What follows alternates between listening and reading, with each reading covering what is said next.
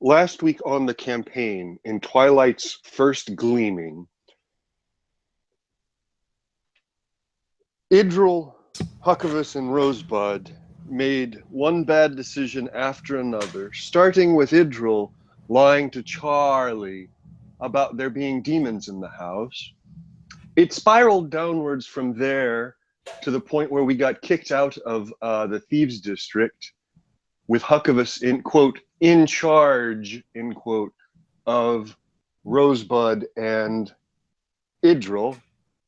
We wound up at the port where we spoke with a few different ships, narrowly avoided getting on a slave ship, wound up on a ship with some elves. We drug Mort along with us, and we're now on the starport, sailing towards the Moonshades.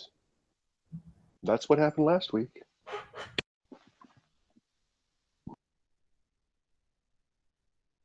Any further comment?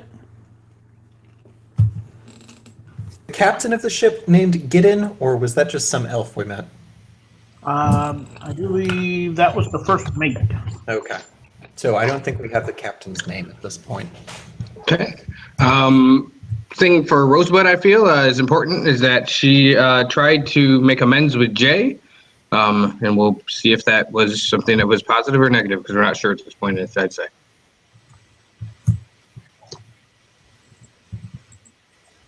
Oh, and asked to join his fray. And what? And asked to join his organization. Ah. Those are trivial.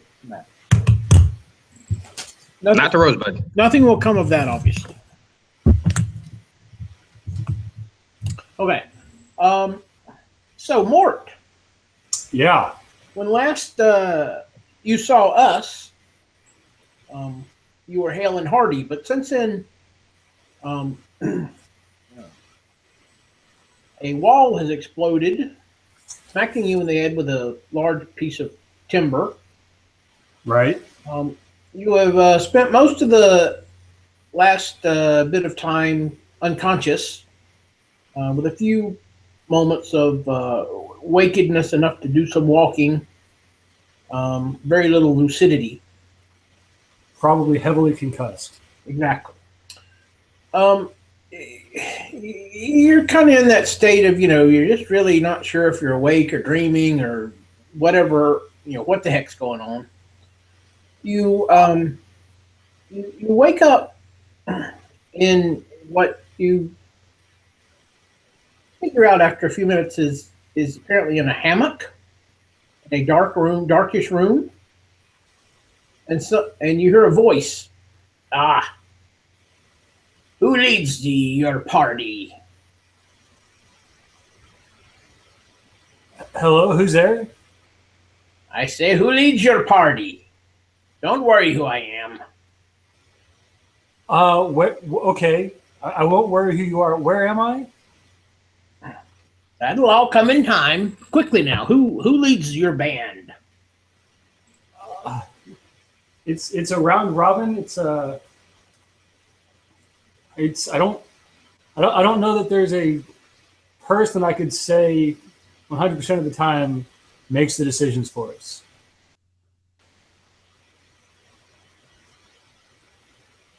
Who do you think leads my band? I wouldn't be asking you if I knew, now would I? I mean, you could. I don't.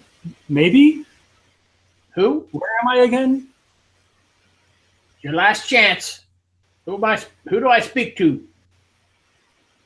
Ready? About? I mean, it depends on what you're looking for. Okay. You feel a sharp pain. Sure. On your left temple, and you fade out again. Okay. Okay. So, as I recall, the rest of you were helping load and doing various general labor tasks, preparing to head out. Now, Huck, you went back into the town, but where did we officially end up last time? We were back on the boat, and everybody was pretty much settling down to get ready to. Oh, you for the were morning. actually carousing and playing music. That happened. Yeah, that happened. What's that? Yeah, I would say that it ended that we all kind of said that we were making our way back to our hammocks and turning in for the evening. Okay. So you turn in for the evening. The night passes uneventfully, and you're awakened early in the morning. Time to shove off. Time to get ready. So, question, Ken. I know you hate this kind of thing, but as far as the mechanics that you're working at this point, do we get a half hour hit dice back and all that stuff at this point? Or, I mean, how are you doing this? Yep, it will be a long rest. That's correct. Okay, just want to make sure. Ooh, got all my hit dice back finally after about 5 sessions.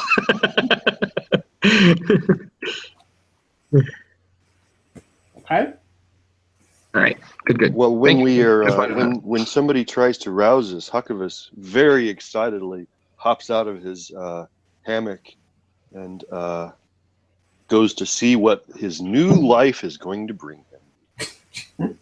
And Idril, being an elf, only had to meditate for 4 hours and spent the other 4 hours of the night peeling potatoes in the galley just to get a head start on the day.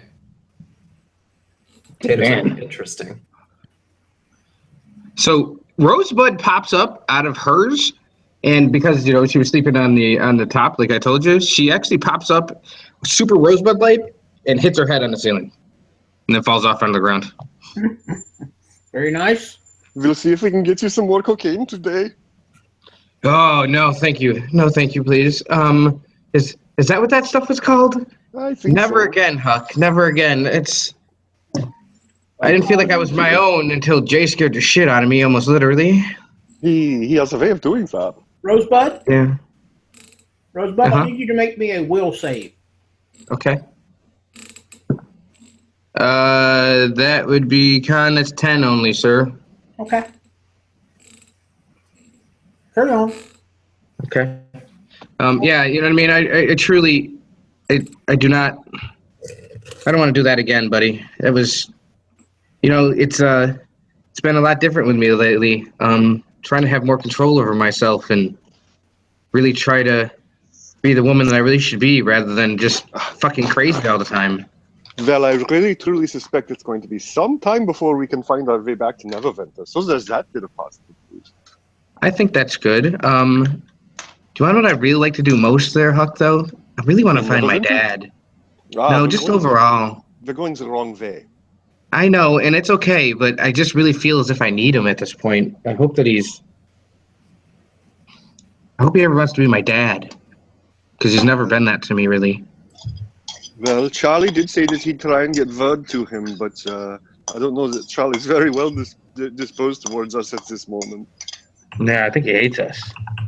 More than usual. Well, to be clear, he hates 2 of us. Well, am I part of that, too?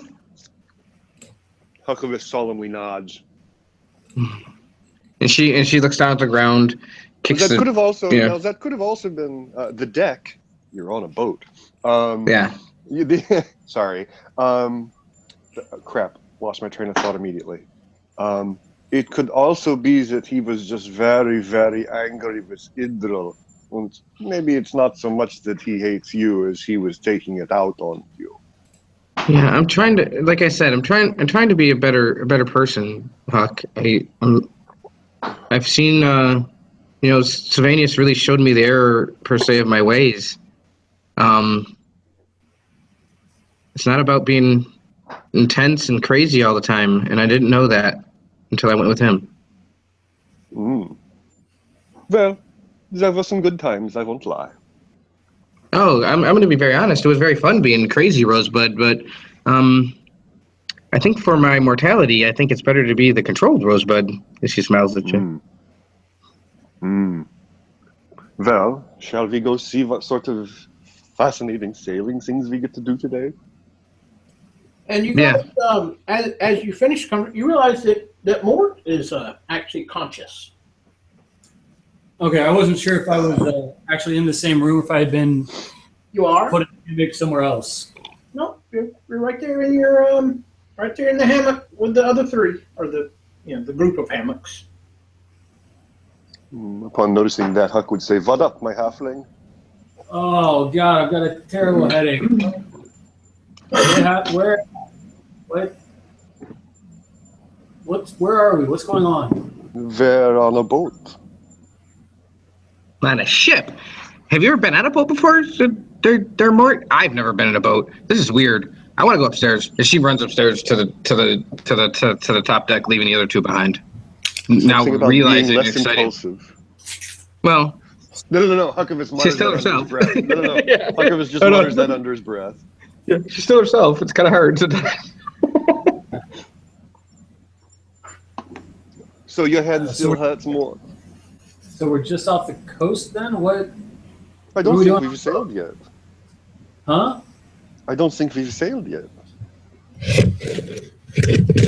What does Rosebud see when she gets up there? Are we off, or are we still at port? You're still at port. There's bustling of making ready to shove off. And she sticks her head back down, just a little bit, and goes, "We haven't left yet." Sounds very disappointed that we're not. Haven't left. The sailing of Vapot should be very fun, though. Yes, we're on a boat. Where are we leaving for? Somewhere south. I think it's called the Some moon. something Isles.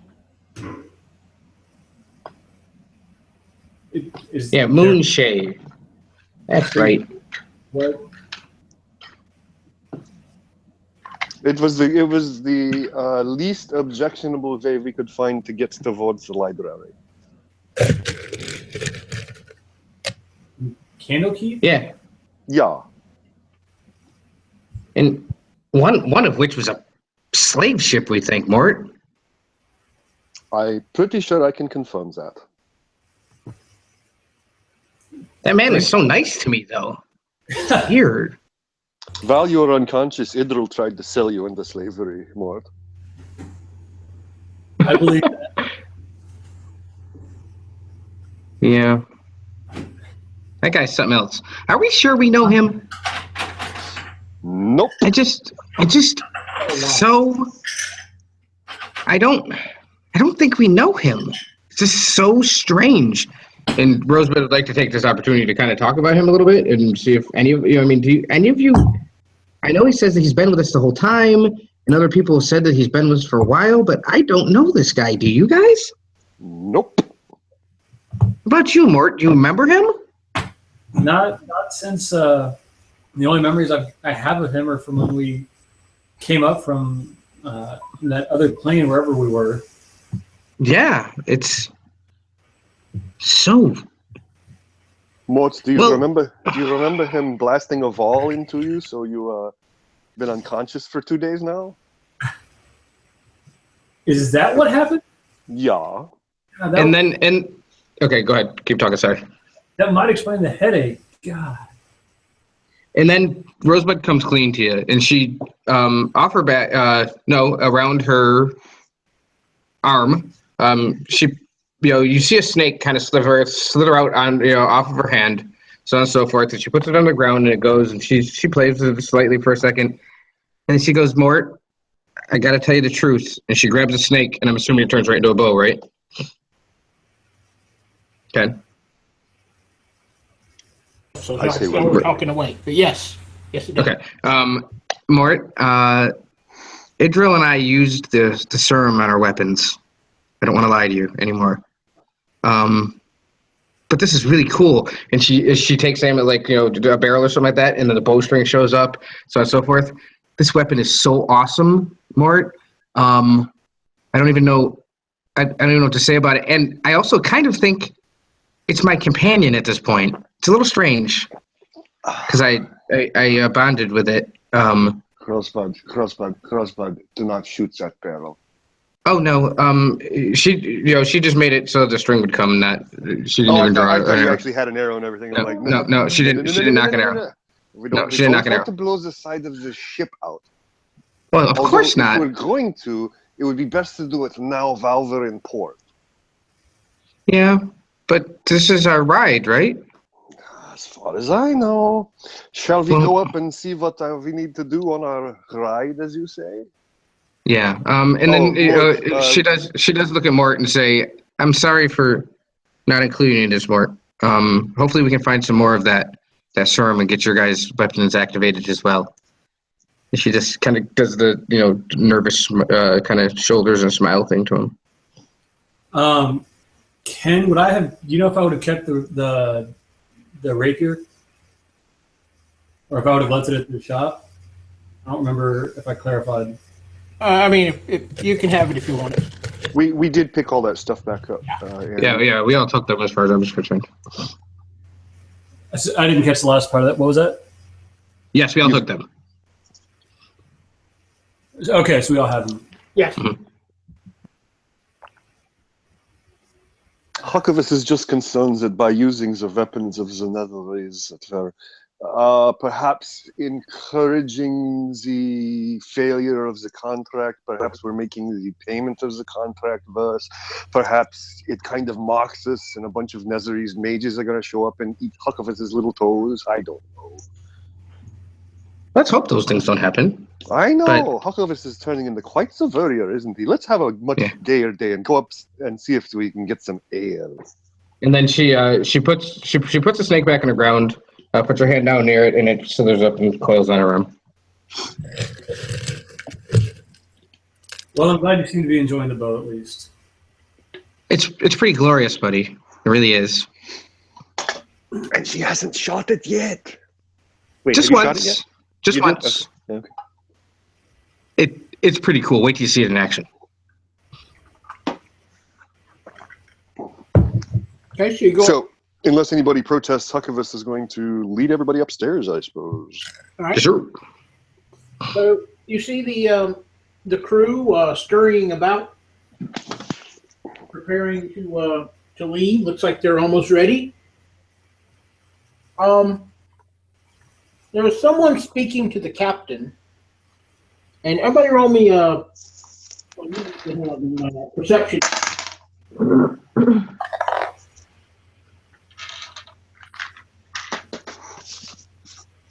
I should probably make myself a cheat sheet, right? That says what perception actually is.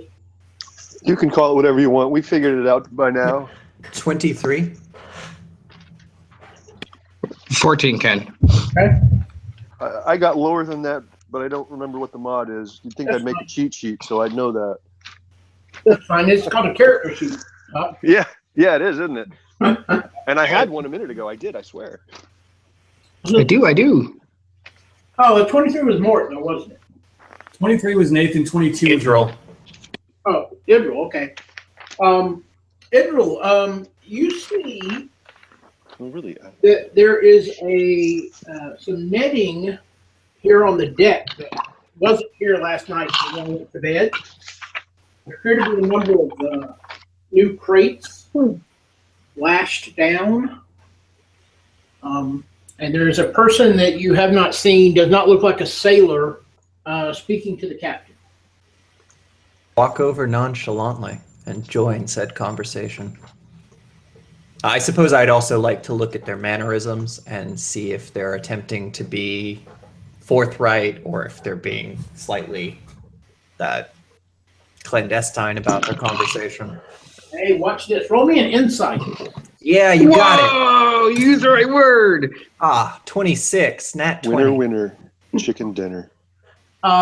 He seems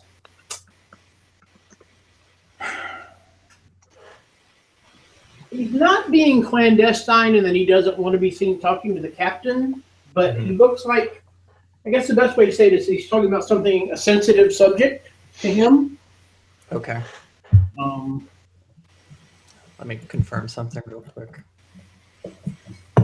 Yeah, so I'm going to walk up behind him and just put my arm over his shoulder, clap him on the back heartily, and say hello to the captain. Hello, Captain. Oi. Good morning.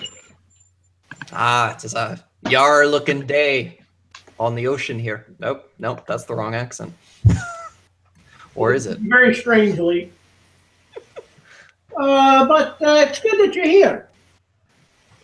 Yes. What is the issue? Our friend here is in need of some assistance when we get where we're going, and seems like you lot might be interested. We're always interested in things that are interesting, friend. Mm-hmm. What can you tell us? I tell you what, why don't your lot and he go into the galley, and you can talk there for a bit if you'd like. That would be great. I have the potatoes peeled for today already, so I think there will be no problems with the meals. Captain, one last thing. We missed your name last night. You missed my name. Yes, I don't know how it happened. Well, there was a bit of carousing going on. Perhaps you can't hold your liquor. Well, I can hold it, but it's mostly what happens after I drink it. Very good, sir. Very good. Well done. Let's see. Yeah. So many names. Give me a second. Captain missed his name.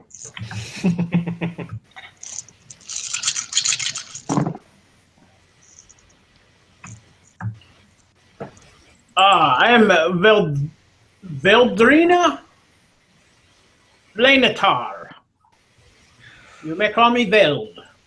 I will, thank you. Is human elf? Elf. Male, female? I assume male. Male. But okay. Thank you. Thank you, Vel. Captain Vel. Sorry, the necessities of the seat. Yes, I will away with our friend, and I see my friends now coming onto the deck. Before you retire Yes. to the galley, we will be leaving momentarily, so anything you need to do before we retire, you should do right now. I will let my friends know as they come up, but I have all I need here. As Huck emerges onto the deck, does he remember that it's winter? I.e., is it still winter? It is winter, but remember that you're in Neverwinter, Yes. and the river actually stays warm all year, thus Yeah. Neverwinter. So Right. it you get just a little hint of winter, but it's not fully wintry yet. You realize it probably will be wintry a day or two out. Okay, thank you. Seeing Idril presumably walking towards him with this new fellow, he's going to say, Elf, I see you have a friend. Yes, friend. Let me introduce you to the crew. This is Huckabus and Mort. I'm Huckabus Nova. Pleased to Yes. make your acquaintance. And then Island is the second short one with a more female persuasion. Hi. My name is Island. Huckabus is trying to study this guy really closely. What does he see with a 19 plus 2? You see a merchant. He is appears quite wealthy by his attire. He looks like a very serious person. That's going to go well. He also looks like he has maybe he looks driven. He's got something important that he's trying to accomplish. Well, Huckabus will, with a not insane smile on his face, shake his hand, make his eyes go all flashy, and say, reach his hand out as if to shake him, and say, "To whom do I owe the honor?" I'm Pantros. Pontros? Pantros. Pantros. Well, hello. Let's I guess are we going somewhere? Well, who is your other friend? Mort. The other short one, you mean? Pantros? Yeah. Yeah, Mort. He's Multiple questions. Is Mort there? That's the first Yes. question. Yes. Is it a sunny day? It's sunrise. So it's not like full on light. Okay.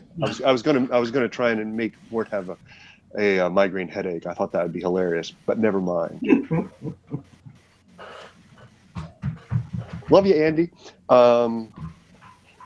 Right. So were we going to go work on the ship? What are we doing here, Idris? the Captain Vel, which I don't believe you all know, but he's the captain of the ship, the nice elf man over there, introduced us to Pantros here and suggested we may have things to discuss. So he's given us free reign of the kitchen for now. Oh, good. Hey, you were in the kitchen earlier, right? I was. Did you happen to spot where the ale keg was? I did not see any ale. Oh, No, crab. there's rum. Ah, but, very good. One must do with what make do with what. We may wait until we're out to sea. Perhaps you should run and get the cask. We're about to leave, and having something personal may help us in the long time. Do you think I have time? Well, the captain said if we had any last-minute business, and there's the tavern just over there. We are at the docks, of course. There's a tavern.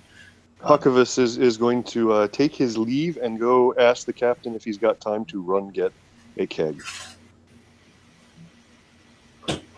If you go to that first one and come right back, you should be okay. I will be back then. Thank you.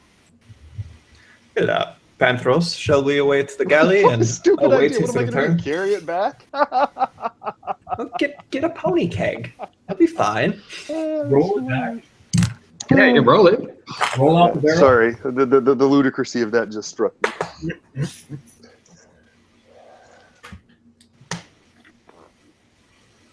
All right, so the rest of you go to the galley and speak with Pantros. Indeed. Sir, the captain said there's something we might speak of?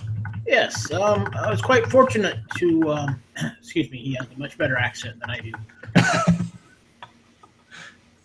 The captain said, I was fortunate that to find this ship going towards where I need to go with my wares. I need those crates up top protected on the voyage, and then I need them delivered inland once we get to the Moonshays. May I ask where we are going in the Moonshays? I mean, my understanding is it's a series of islands. Yes. I could give you names. Whether they mean anything to you or not, I don't know. Indeed. Why don't we just hold off on that for now? We're going to. The swords are bound for the Cantriv of Aithe, Aithe, in Caladir, the kingdom of Caladir. The sword, you say? Yes. Is there anything we should be on the lookout for when protecting these swords? Other than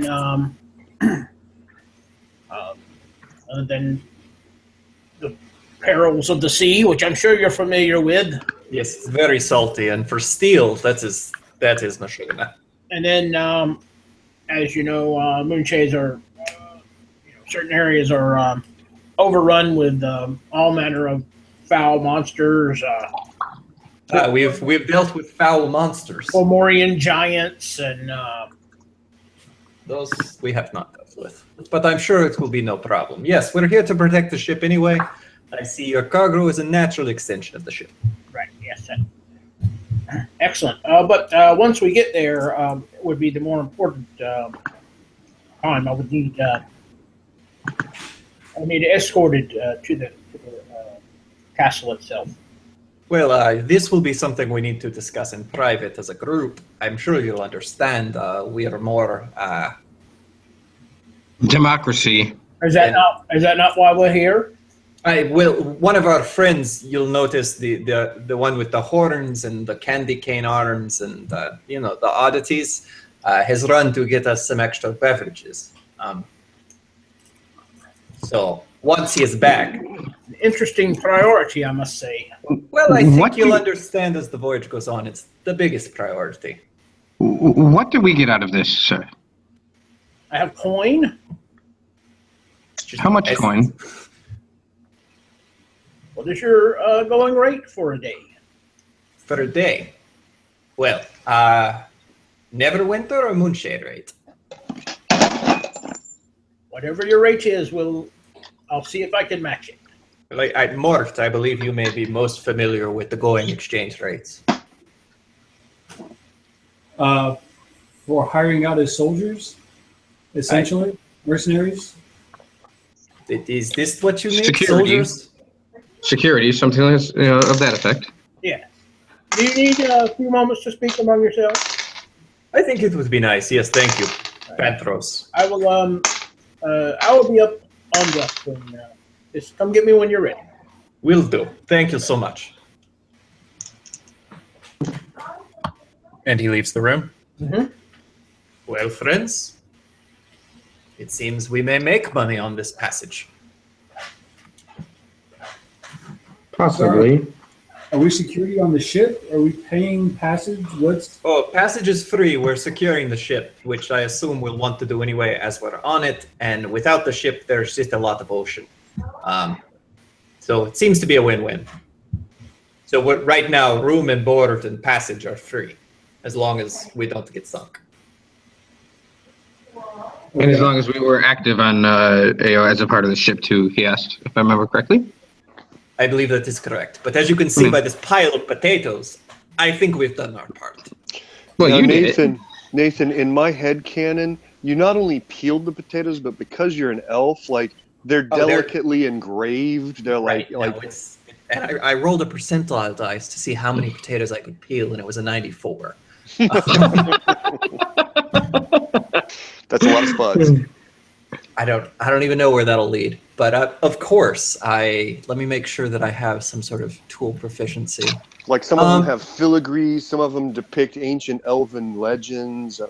You know, actually, and this is just letting you know some things about Idril, he was actually raised as a foundling before he reconnected with his culture. So he's not super thrilled about things elvish. There are just some kind of crude attempts at mimicry of elvish artistry, but for the most part, it doesn't seem to be an area that he's focused in. Huh. Huh, indeed. Well, I guess the most important thing here, Huckvis, is that now that you're clearly here, again. Actually, I don't know if I'm here or not. I'm Here sorry. you are. Okay. Did I get my keg of ale? You did? Okay. Did I tip a guy on the dock to make sure it was secure around my hammock? Sure you did. I did all these things then. Okay. Of course you Yeah. did. Yes. Hello. I'm back. Is Panto still here? Or did No, he he's leave gone. the dock? He's made a proposition for us, Oh, do tell. and I tell. Okay. So Infoed up. let me get this straight. We're on a long and arduous journey to a library so that we can find out information on how to keep the Shadowfell from invading this world. And, we're going to go escort some mysterious boxes through God knows where. Is that what I understand? What's in the boxes? Swords. And just What out about of kind of curiosity, swords? I assume the ones with the S. Oh, swords? S swords. I really thought you were saying sorts, as in all sorts. All the sorts. candy. all sorts. I mean, what? There's a licorice and there's the. And 100 grand. How many? Those How are the best. how many did you have at the pub there, Huck? A reasonable amount. Okay, well that was really fast. I know. Sword. She Oh, says. why are we taking chests of swords through the streets of this city? Why do they need swords? Ooh, But they is there a didn't war? take them anywhere. These are questions we can ask. For myself, I do not necessarily have very much capital, and I assume at some point we may need to pay for passage. I see. Well, I tell you what, because I don't like you, every ale that you drink from my keg will be 1 gold piece, and you can pay me when you can pay me. We shall see. So, short is here, Huck, is that he's asked how much is our going daily rate.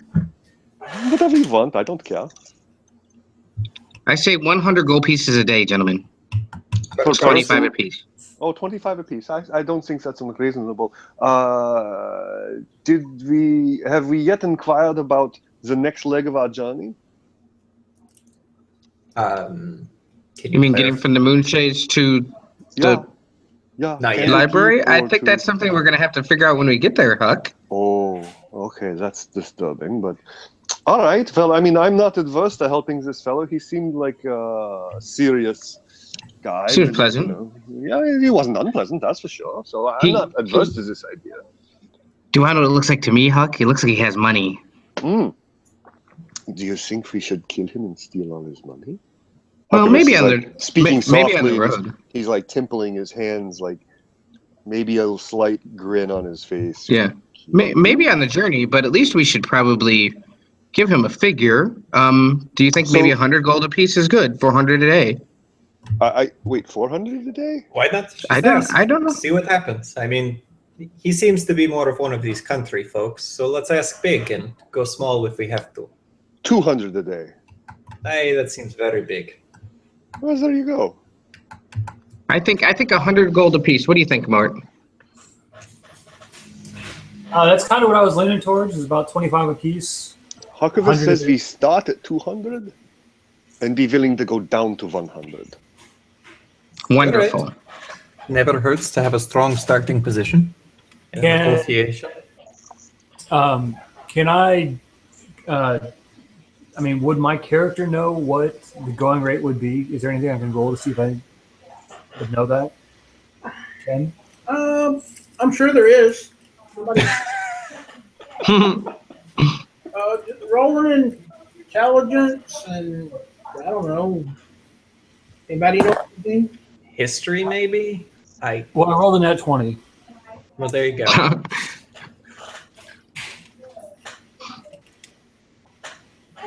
Apparently, you know.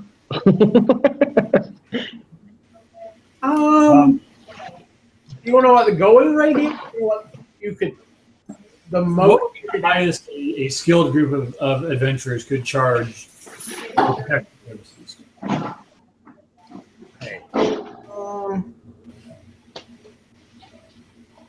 Like a high number, but one that won't get laughed out. Like, ridiculous. Assuming it takes.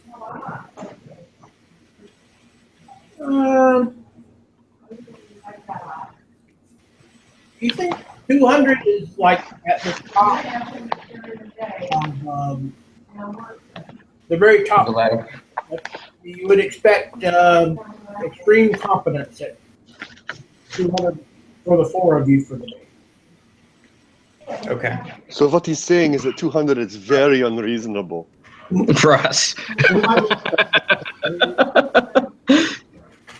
Idril's got that fancy spear, and Rosebud has that bow. Is there anything we could potentially attack? Just demonstrate our prowess to encourage him. Huckabee says, I think that's a very bad idea. I have to agree with Huck. The last time something like that was tried, we were kicked out of my home. And I don't want to be kicked out of this boat while we're in harbor. And as Huckabee says that, you feel the boat move. Well, this is a delightful thing. I'm going to go up and watch us the pod. Yes. I've enjoyed this experience before. So are we agreed to ask for 100 each and be willing to move down? Whatever. Yes. I think that sounds great. And then she runs up the stairs because she's so excited. Huckabee tries to stop Rosebud, probably doesn't. He says, Right. but I do want some more questions answered from the gentleman. Of course, All right. Huck. And she's ran away. Bye-bye. Less impetuous, she says. That's what she said to me this morning. Less impetuous. to no one in particular, he says that, and then turns and follows her.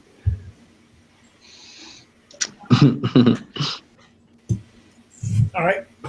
So you go up, and you're in your mind, Huckabus, I'm sure you're envisioning the Carnival cruise ship leaving, and everybody along the side waving. Wave it. Oh no, not at all. Actually, he's envisioning his boat trip with Mara, and he just wants to kind of, in his own self, kind of relive those moments and look and see if he sees the outside of the rusty bucket from this side, all that stuff.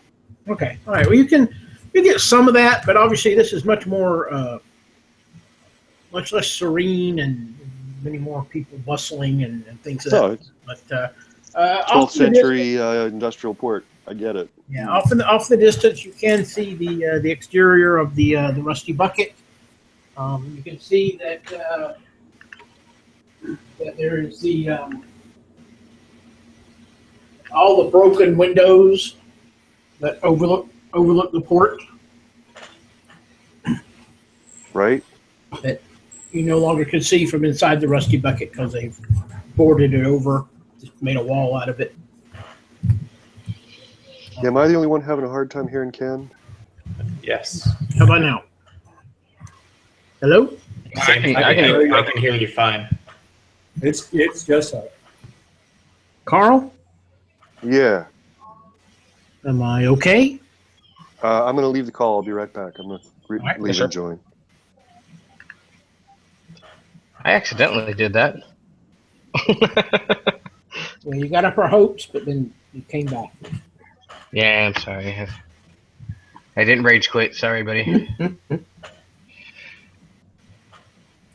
So while we're all going up on deck to look at the side, I'm going to also approach Panthros again. Oh, beautiful. And be watching his face while I ask him a couple questions. So Panthros, these swords, who are they for?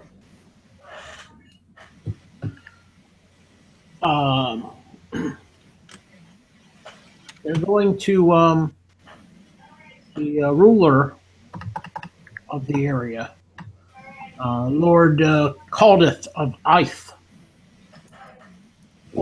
And then you see kind of this look on his face of like realization, and he says, or his legal successor. So all is not well in Kaldir? Things have been better.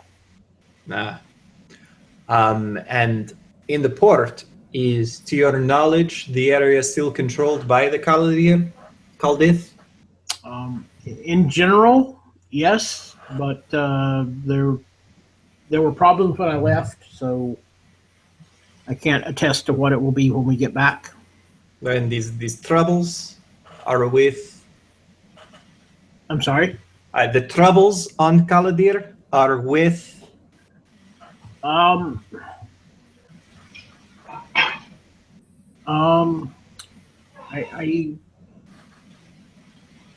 I'm not sure that I'm comfortable going into that level of detail at this point. Perhaps if we come to an accord. You understand that to calculate our rate appropriately, we need to know the various challenges, the ins and outs of the details. I mean, it's basic level accounting, really. No, you're worth what you're worth. Now, if you tell me that you don't think you can handle the job, then I guess I'll try to find someone else. For instance, if the island is infested with ancient dragons, I don't think any of us are capable of handling that job.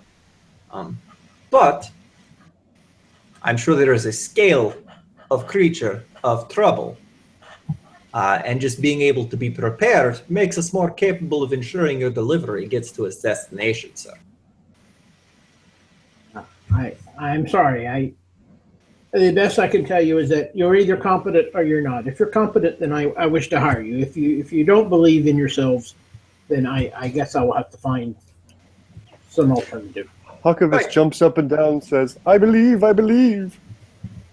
Well, then Panthros, I believe what we will come to is that we are competent, but we're going to need to leave the contract open-ended. How so? Well, depending on the level of resistance encountered and the actual situation on the ground, as it were, in Caladir, there may be certain expenses that we will need to add in. So I believe we may be able to negotiate a daily rate, but then we'll need to talk expenses on the tail end.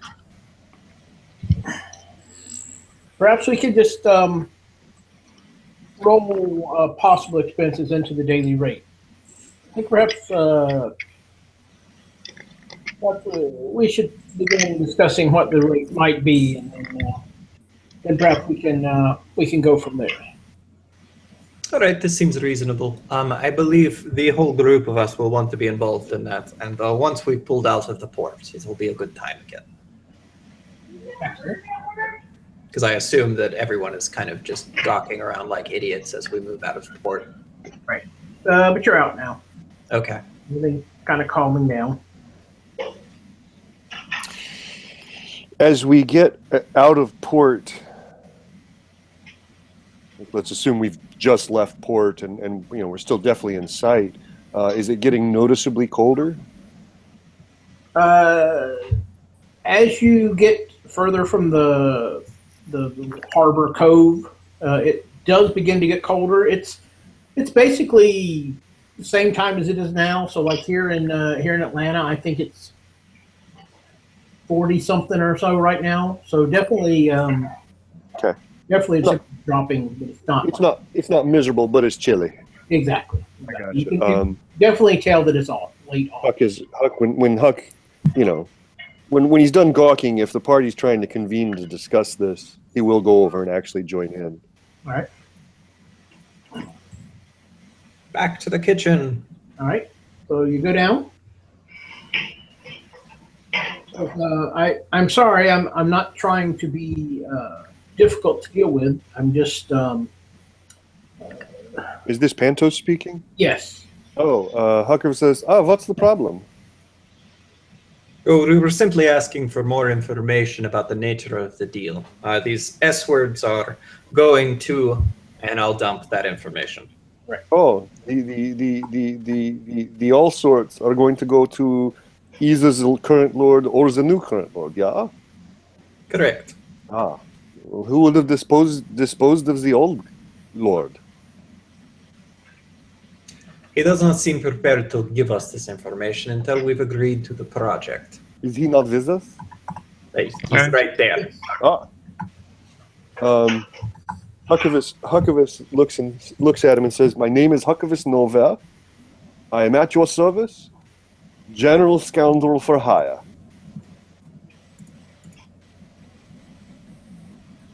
Kind of has a strange look on his face. He says scoundrel, but he looks kind of relaxes to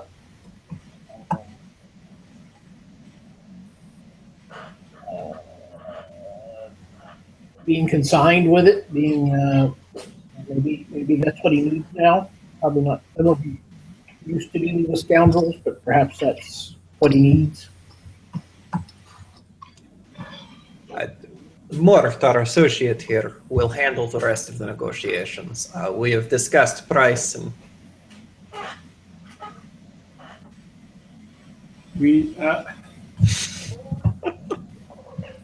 there was never any agreement. So it is out of character, like no one's ever decided what the reasonable price was, or at least you had told us that the reasonable price was 75 gold a day, and we had decided that initially we would ask for 100 a day. So all I remember hearing from Ken was that 200 was reasonable. 200 for the totality of the four of us, so that's 75 apiece, I think. What? No, that's not. No, that's not right at all. That's not how math works. I'm a historian. Just let it go. But this is kind of why I'm confused. If it was 200 and someone said start at 100. Yeah, 100 each, so 400 total a day was what we said afterwards, which is absurd now that I am aware of how bad at math I am. I'm just going to go away. That made sense to me, so I was a little lost. But that makes sense now why it doesn't make any sense, because it doesn't. Right. You do your thing. Okay. We agree. Okay. All right, so I'll head over to Ponthers. I mean, I was over there anyway. Walk up to speaking range, I suppose. Okay. He looks Standing in on a the- chair. Kitchen? Are we in the galley? Yes. Yeah. Yes. Okay. I'm observing your potato handiwork then. Rosebud There- is watching the door or whatever to make sure that we're alone. Is there a table or anything Yeah, inside? yeah. Mm-hmm.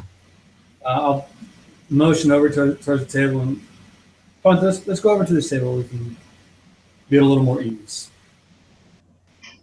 And I'll walk over and stand on one of the chairs. All right. So that we should be about eye level. If Okay. he sits-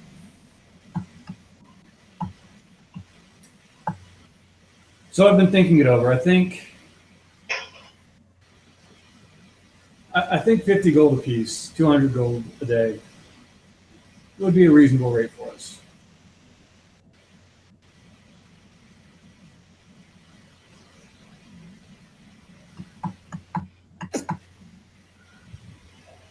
Wow, his silence is deafening. You can see that he's thinking. He says, that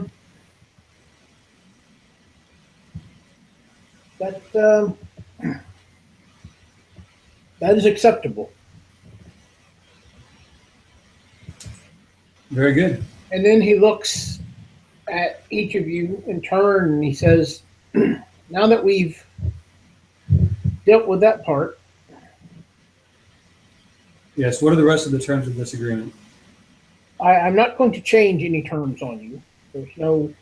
I'm not tricking you, but there is more to my need than I was allowed to disclose. But I will tell you, if I go any further, and he reaches into his robes and pulls out a flat, pitch black circle. He reaches in it and pulls out a sealed scroll. Rolls the circle back up and puts it in his robes. He says,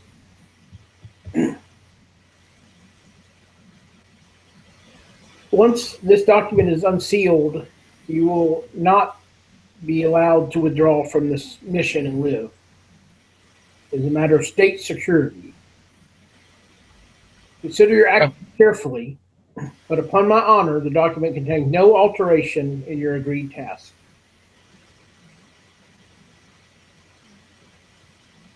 And just to clarify, make sure that we're all on the same page. That task is to guard the swords to Caladir and then inland to Aith.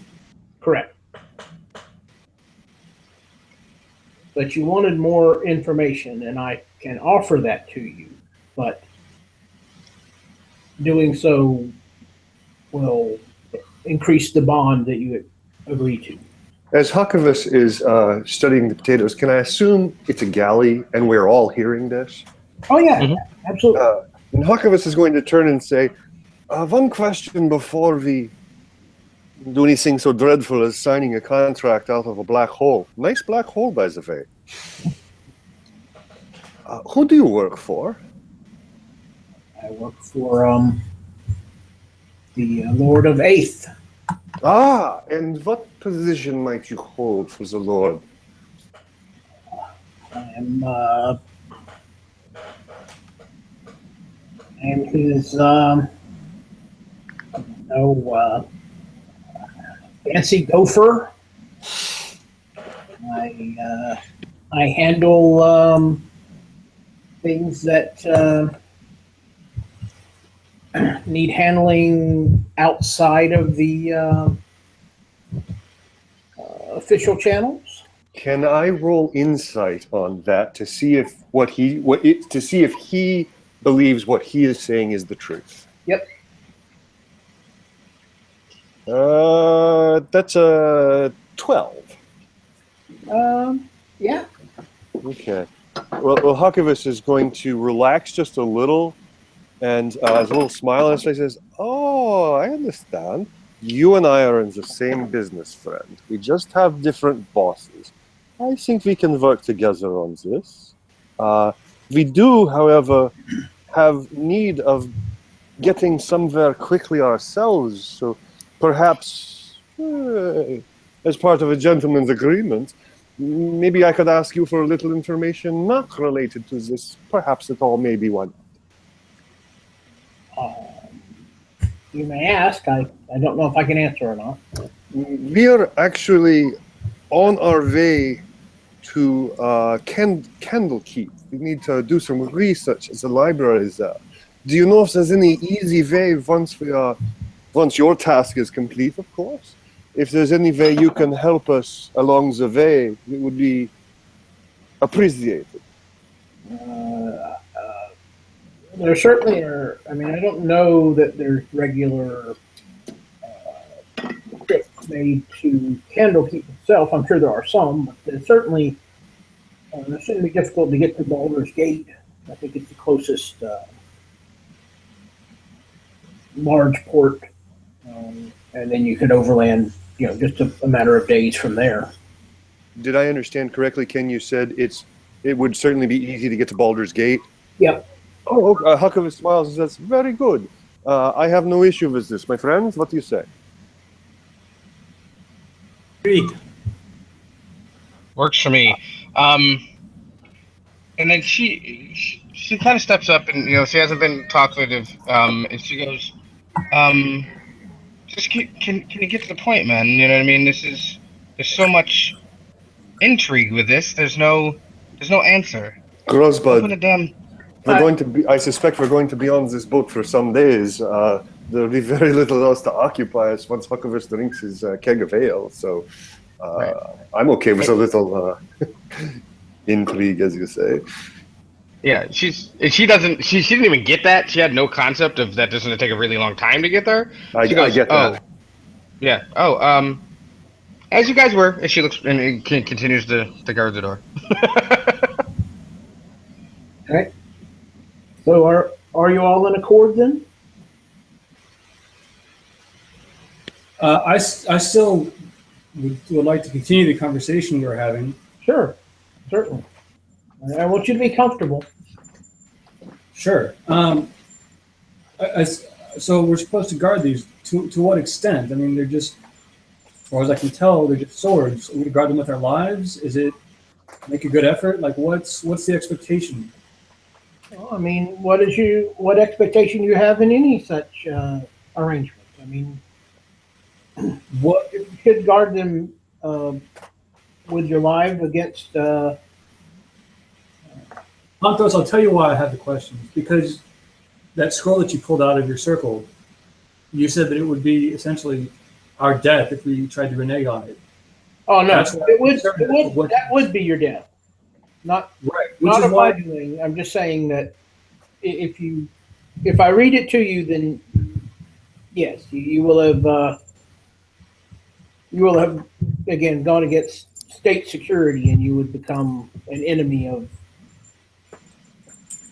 Which perfectly fine and understandable. But if that's the condition, I personally, and I'm thrilled that the rest of my party is so willing to join and sign up with you, but I'm concerned as to what I'm agreeing to. If that's the condition, if I break it, like, what do you expect from me to not end up dying? Just walk with the swords to aid? I mean, what? You defend them to the best of your ability. I mean, if you are comfortable that you have made your best effort, and obviously dying is of no value, no chance of protecting it, then that's understandable. But anything less than that would not be would be frowned upon. Is there Good any faith effort. What? A good faith effort. That's correct. Is it just the swords? Is there any charge or any special instructions to make sure you arrive as well? I will be. I'm not certain that I'll be going with you once we reach land. So it's just the swords. Yes. Okay. Will we be provided with transport once we get to the land, or will we be in charge of arranging that for ourselves? I honestly am not sure. Because you're unaware of the situation in the land, which of course you can't tell us until we've opened the scroll, right? Well, I can honestly tell you I do not know what the situation will be when we arrive. Okay. I couldn't answer that under any circumstances because I don't know. And just to be clear, payment starts when we open the scroll, so the first would be today to when we deliver the swords. That is correct, yes. Okay. Well, friends, I think we've come to the point of decision, or indecision, as it may be. Huckavus already has a thumb up Right. No, it's just and really is looking pointedly at Mort. and is looking at a potato that has a very odd relief of a. It kind of looks like a god of some sort. You can't tell which one.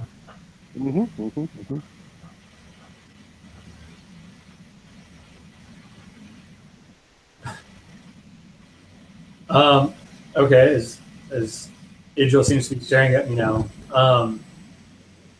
Seems on the level. I'm glad that he was able to answer those questions without raising any more, without being super evasive. A little concerned that you were so willing to sign your life away like that, but whatever. It's a life. Yeah. And I'll turn and look at Ponthos, and I think we're all agreed that the terms of this agreement are agreeable. We agree with the agreement that we heretofore did not want to agree to. Are we in agreement? That's over at Rosebud. And you?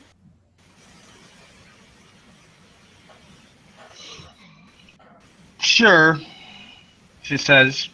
I'm in agreement, she says. Just so you know, Huckavus does draw the line at killing children, but that's about it.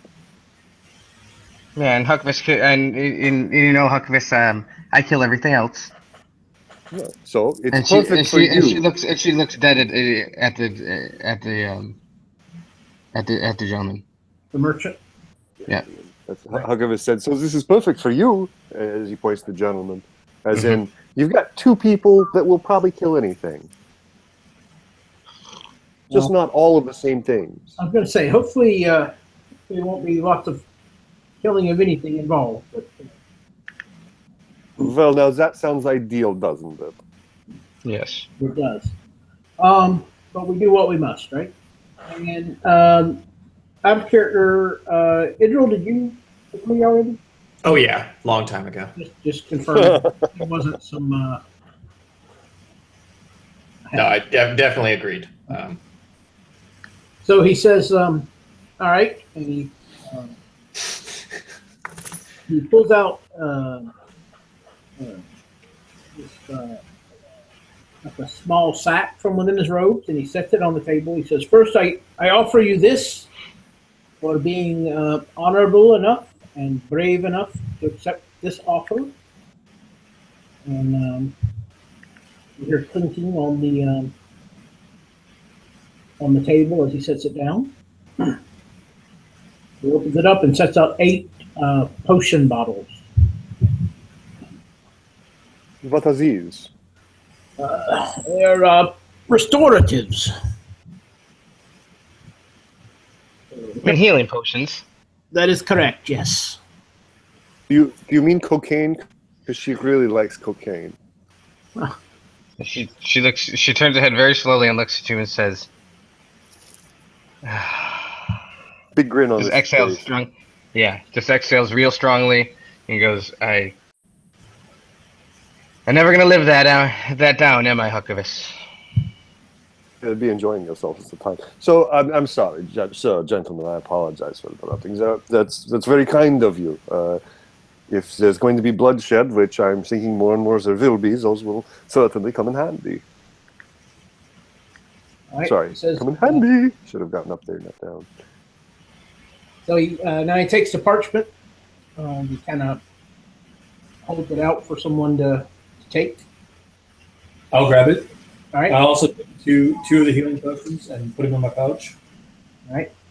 So you see the parchment is sealed with a sigil of a wolf's head.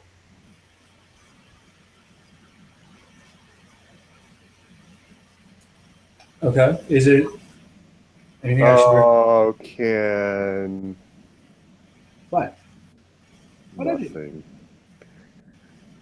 Parchment is sealed with what exactly? I'm sorry. Wax with a wolf's head seal. Uh-huh. Go on. So we open it and we seal the deal. And the bargain, Before Mort opens that, Huckabee is going to put his hands on that and say, I have one last question, if you can answer it. of course. The nature of these swords, are they just mundane swords? Or is there something special about them?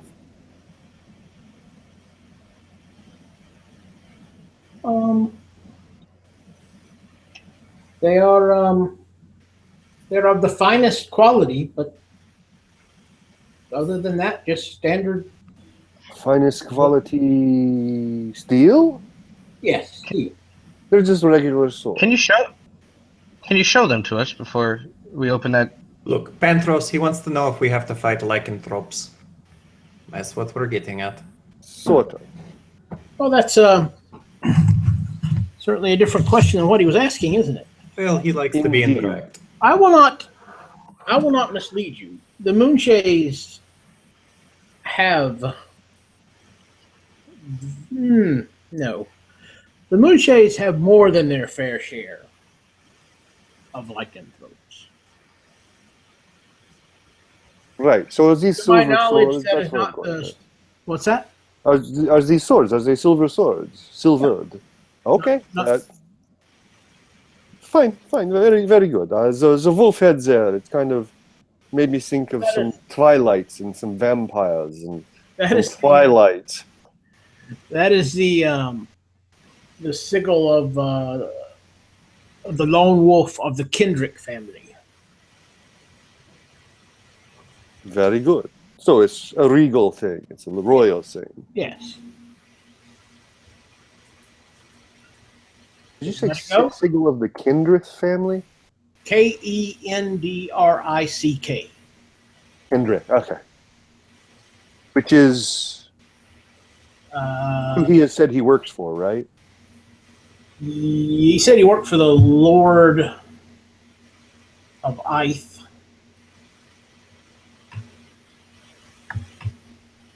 Well, then Huck would say, well, is the Lord of Ith part of this Kendrick family? The Kendrick, Tristan Kendrick is the High King of the folk. So he is the liege of the Lord of Ith. Oh, I see that the Lord of Ith is a sword. I can't say that with the accent. Your Lord works for the king of the whole islands, then, yeah? Correct. Ah, Svorn. That's very hard to say. I see. Thank you. Please, no more questions at this time. Mort? We'll continue opening up the scroll. Okay. Paused as Huckabee Right. asked to stop, but All right, so you get it open, and I'll assume you'll read it aloud. It's just regular writing, nothing weird. To those who accept the bond of Panthros, and with it the Sword Guard mission to Ith, my thanks and my debt. Dark days have come to the Moonshay Isles again, and we are in need of the strong and the valiant. But you guys will do, I guess. Be it known that I personally shall award 2,000 pieces of gold above and beyond your pay to each adventurer in your band who comes to Caer Caldir and asks for it, assuming the blades arrive safely in the hands of the Lord of Ith. I will offer more at that time to those among you who will give us substantial aid against the foes that beset us in the moonshades. Dark men skulking behind witless palms who may try to seize that which you guard.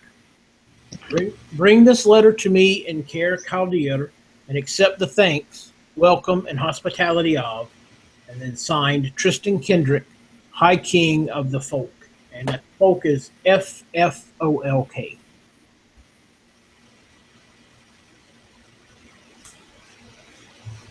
Oh, that's an interesting way of spelling that. Yes, they seem to use an extra F. Well, it seems like we will have lots to discuss as we travel, Penthros. I will discuss what I can. Okay. Well, tell me more about these lurking dark forms that wish to take the swords. So she's very annoyed with the fact that she doesn't understand half the words that they're saying. They're talking all about these things. And I look at Mort and I say, have we signed the agreement? Are we in?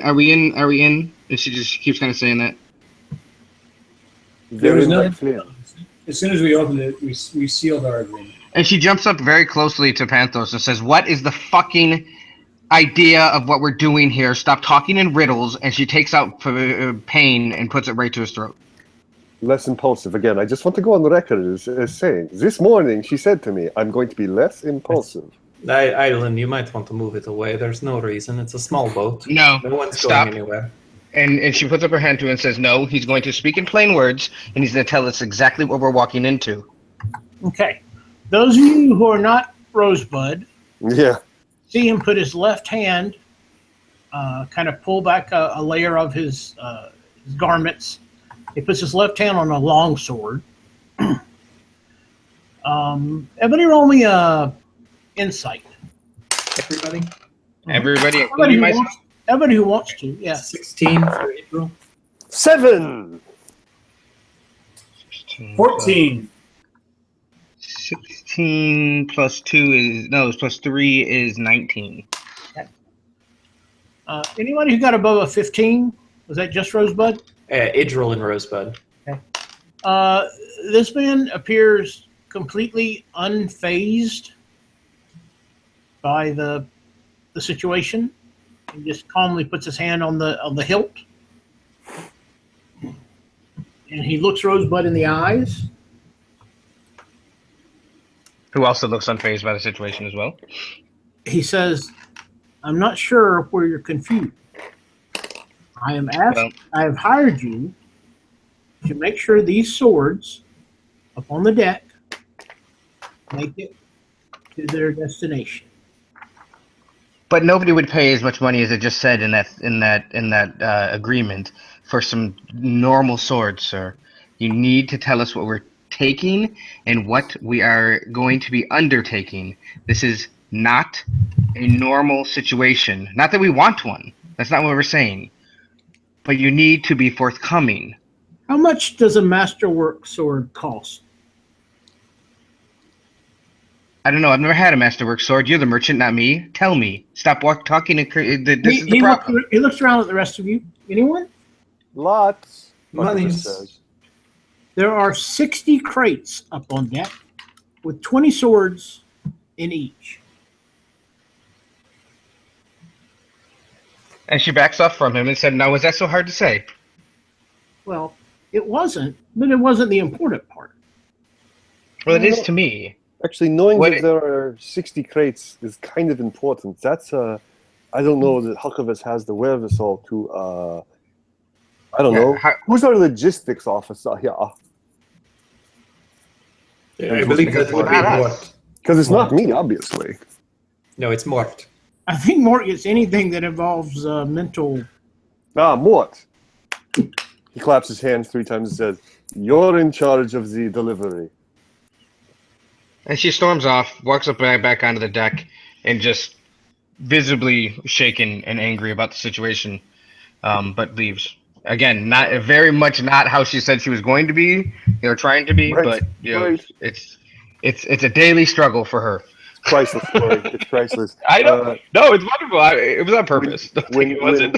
When Rosebud storms out, Huckabus looks to Pantos and says, she can be trying. What can I say? Good friend, but, gets a little worked up. She should be very careful. You're telling me.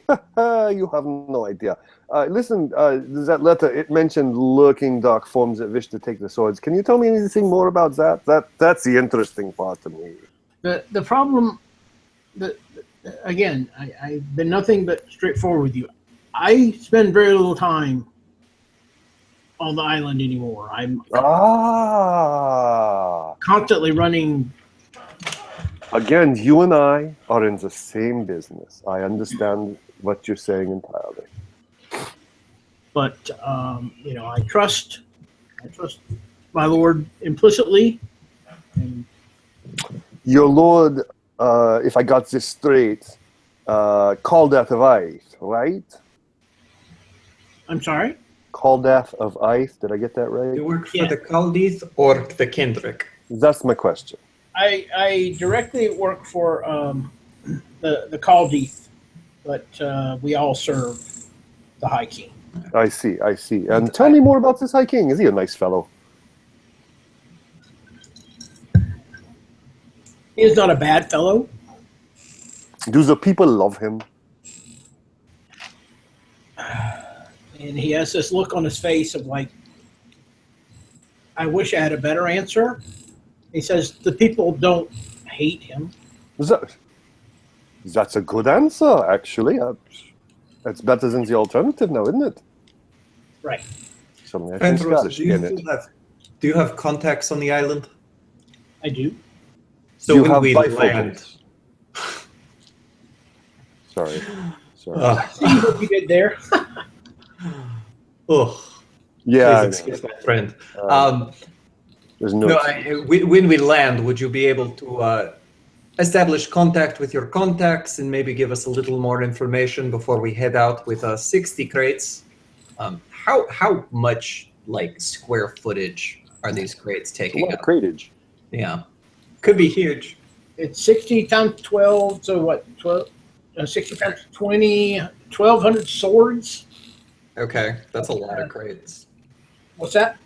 So yeah, that's just a lot. Yeah. Okay, so the deck right now is pretty much full of swords. They packed them kind of high, but the netting should keep them. Okay, so you have room to move around, but it's pretty. it's mostly just a question of when we get out on the land, that's a lot of wagons, probably, or more than one wagon, probably, or one wagon.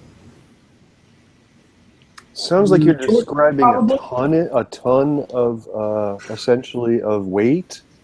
Am I right, Ken? Sure. Okay. So 2 wagons. I think sounds. One really beefy wagon, but I don't know. We don't know what sort. Yeah, Sorry. I mean, But we don't island. know what sort of wagons they have on this island. They might just have little red wagons that they pull along with little children. I don't know. And they're probably all called Rosebud. They might be Red Riders. You brought your own rosebud, though. Well, that's for when we die. Anyway, is there any more general logistics discussion we need to have, or can we be on a fucking boat? You can do both. Oh man. Well, I'm going to be on the lookout for dolphins and mermaids. Full trip. All right. So, you guys are welcome to bring up more questions, Jason. I'll be happy to. I'm sorry I don't have a lot more information for you, but I will answer what I can. So are we montaging this, or are we going real time? How is this happening? Huckabus is spending some time on the prow, saying I'm at the top of the world now. Right now, and I'm holding your hips, Oh. not sexually. Okay. If he does Sure. that, I will give you a full level to push him off. And you see a streak of tiny blue hair, blonde hair, just pushing him. But you can't allow him back on. I don't even know who's getting pushed off in this instance, but I can push you both. No. Overall, Rosebud's idea of the entire time is to try to maybe get her to know her weapons slightly better. I don't know how she'll do that out on the sea. Probably not too much of that. But she's also very interested in how the ship works. There's spearfishing to consider. I mean, come on. man, I could do some great spearfishing. So yeah, and the same thing with me, basically. I'm looking for general information about sailing. For some reason, the sea really speaks to me. Particularly now that we've had this conversation with Panthros, I'm also assuming that the ship makes the run to the Moonshays fairly regularly. So maybe more recent information than what he has. Okay. All right. So we'll handle that over time if that's okay. Yeah, absolutely. These are just my Ken, I goals. sent you last night. Yep. I sent you basically. I think it's almost verbatim what everybody just said. Right. Yeah, okay. So just so everyone knows, last night was my big plan was to answer all those questions. Yeah. And I said, I'm going to lay down for a few minutes. At 8 Amen. 7 brother. a.m. I woke up. Good for you. Good for you. So I've got it here. I just answered as we kind of stumble across it. Nah. That's Yeah, that's fine. perfectly fine. So, No. within a day's time, Rosewood would also like to approach Panthos and apologize, and just say that she's trying to learn how to be less impulsive, and but when there's her, the life of her party on the line, it's hard for her to do that, and she'll be very much apologetic to him.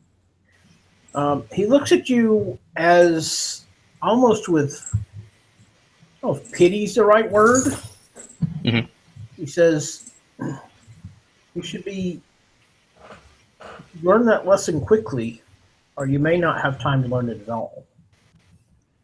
Yeah, it's my most major downfall, There are, and I'm very sorry.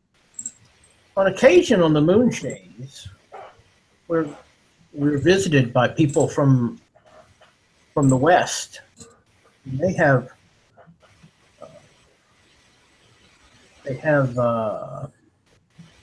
procedures they go through to help them with this sort of thing. Perhaps you can find one of them when you're while you're visiting. Possibly, I mean, I don't know how to not be impulsive, and I'm very sorry about that. It was nothing against you. It's just I fight it every day, sir.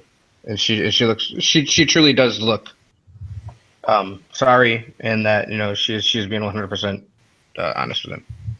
Okay, he looks concerned for your safety, and then he says not everyone has the same restraint.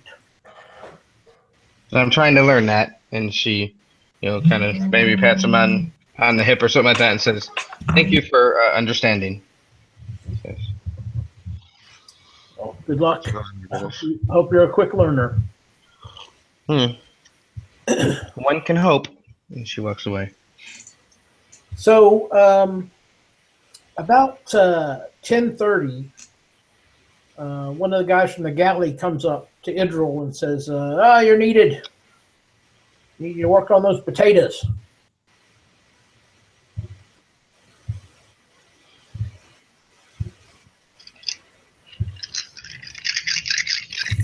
I'm sorry, did someone just ask me about potatoes? Yep. Someone said they need you to work on the potatoes. Oh God, yeah. I'm all about it. All right, so he takes you down. He says, today we're having hash. Okay. I need Nice. them all. What the hell do you call that? Cubed. Diced.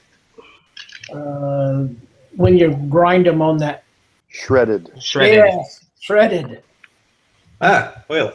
Julianed, if you want to be If you want to formal. be, exactly. So shredded it is. Great. I will be most delighted. All right. And I will continue my education in the noble art of potato. Ken, this ship that we're on, it is a sailing ship, yes? Yes, Okay. two master. At any point that Huckabus sees the chance to, like, help and pick up some rigging or like hoist a rag, he's going to see about doing so. And I was specific. I was actually going to say the two of you that expressed interest in it, they are more than happy to pull you in to Yeah, kind of take a little bit of time with you and show you. yeah. I'm Yeah. climbing up some Like, riggings. I'm peeling potatoes, and occasionally I'm masting sails or whatever, and occasionally I get the two confused in the montage. Attempt to put tiny sails on potatoes. You But she, start carving tiny ships and putting them in bottles. Exactly. And so by the end, which I don't know where we are in the montage right now, that's definitely what's happening. I'm not even sure we're montaging. Oh, I'm montaging the hell out of this trip. I don't care about the rest of you. Fair. As part of your early montage, one of the galley crew come by and says, "You're doing a fine job on those potatoes. You might be promoted to onions any day now." And that's the noise that is made, or the things. What were you doing, Mort? I would be skulking around the ship, listening for the voice that I heard that knocked me upside the head. Okay. All right. So you montage for a couple of days. Do they give out grog at various points? Oh yes. Rum, excuse me. Huckabus. Yes. They alternate between grog and rum. Huck uses that to help his keg last longer. And unlike what he actually said, anytime Idril asks, he pours him a glass of ale. And you're actually happy to do that than you thought you might be, because when you have some of this ale that you purchased at port, It's not stellar. it's probably 50% water. Yeah. Well, we're on a boat. You know, But the good news is gotta stay hydrated. the grog and the rum do actually bring it up a notch. So Huck maintains throughout the day, is what I'm saying. All right. So, as I said, the second night at sea,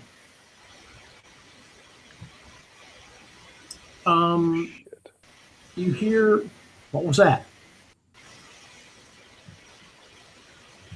Hello? What was that? Did you hear what was that? I thought I heard somebody say an expletive. Oh, I'm sorry. That was me. It has nothing to do with game. Sorry. Okay. I thought I was muted. You were. I'm just a very good listener. Yes, you are. About just before twilight, the person in the crow's nest. Again, with a vampire reference. No, they're just teenage pregnancy all over. But it's those aren't vampires, so you're lucky. Just twilight. What the hell those things are? Glitter everywhere. Yeah. I think they're My Little Ponies. It's a gay disco that exploded into a vampire novel. Oh man, that would be so much a better. Nothing wrong with that. Anyway, continue. And Ken, no, there's nothing wrong with that. The man in the there's something wrong with the novel. Twilight. Let me be clear. There's a lot wrong with Twilight, but that's neither here nor there. Gay Disco Twilight, best book ever. The lookout in the rigging, you hear sail! Points off to the south. Then I'll it's drop late. whatever I'm doing. It's late. I assume we're in our hammocks, or are we like taking shifts? How's this working out? Wherever you'd like to be. It's it's getting ready to be dark. Oh, okay. Well, Huckabus is up in some rigging, playing with sails that probably he shouldn't be, or maybe he was told to. I don't know. And he's going to look that direction that it was yelled, I guess. Right. If And day there's two an is really- adjacent. if there's an adjacent sailor, he'll ask what the significance of this is. Rosebud, more. Yeah, Rosewood would be downstairs, in the cabin area. Again, trying to learn as much as she can about her weapon. Okay. And more. More would be downstairs, reading, playing card games, just killing time. All right, cool. I'm just being personable. Got it. So those of you who are on top, the tall ones, after another minute or two, you see the dark, tattered sails of a single vessel drawing near, traveling swiftly on a collision course. Well, that seems problematic. What was I your can't see question? how this would not end poorly. What was your question, Huck? You had a question. Huck, if there was another sailor close by, he would ask what the significance of that is. It is, they spotted a ship. And then a moment or two later, indeed, even you can see the ship. Right.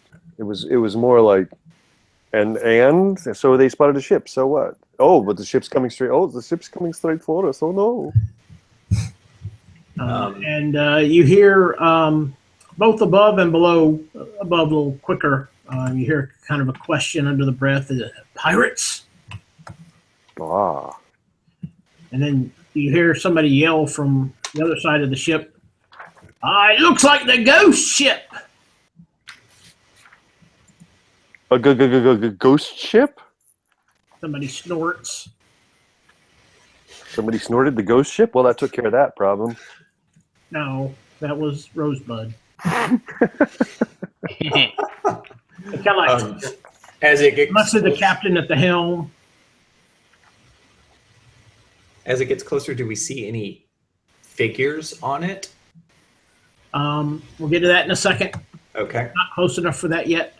Okay. But you hear the captain. The captain nods at the first mate, and first mate says, "Weapons, rig for battle." And everybody begins running around, doing ship stuff. Right. What would y'all like to do? I will go below and pull out my spear and longbow, which are next to my cot, and return to the deck with those two items. All right. Right, and with also hearing that herself, she doesn't understand what the hell they're talking about. So, she comes up with bow readied. I'm ready to help. Huck, up in the rigging, Yep. is going to try and work his way. Let me ask you a question. Port or starboard? Which side is our ship is that boat coming up on? Port.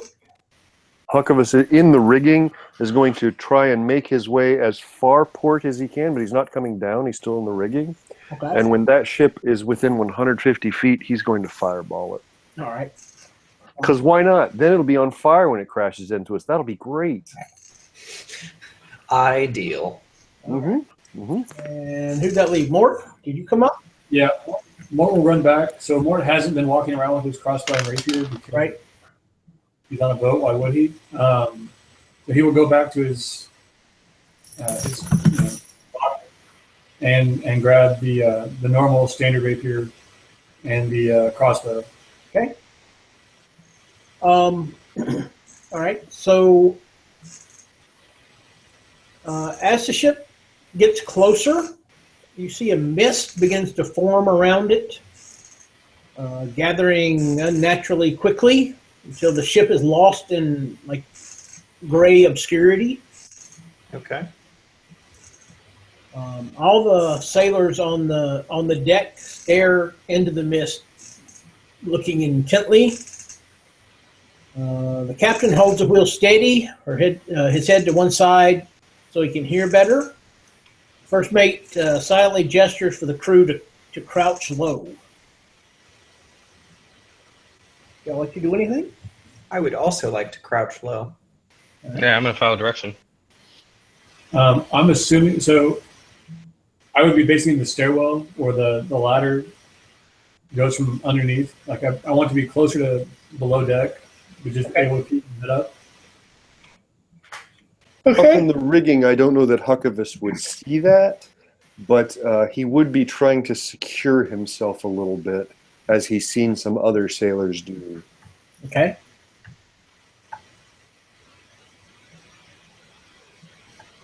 So with this miss, how far out from the boat does it seem to generate, or can we tell that at all, or is it now just? You'd probably guess it's maybe 10 or 15 feet. Okay. So it's basically just covering the approaching boat itself. Okay. All right. You hear the captain curse and slams the wheel very hard, and the ship rocks sharply. So give me a dexterity save, Huck, with advantage for securing yourself.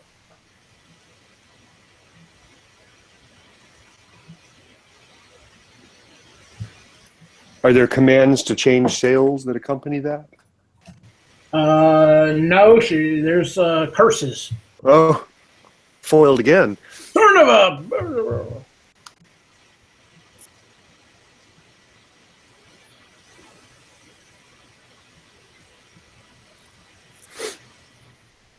Carl, make a dex throw. Oh, I'm sorry. Dexterity. I needed a prompting. 13 With minus advantage. 1 is 12. With advantage. Oh, hooray. That's worse. All right. You managed to hold on. Okay. Everyone kind of scrambles around to keep from falling overboard.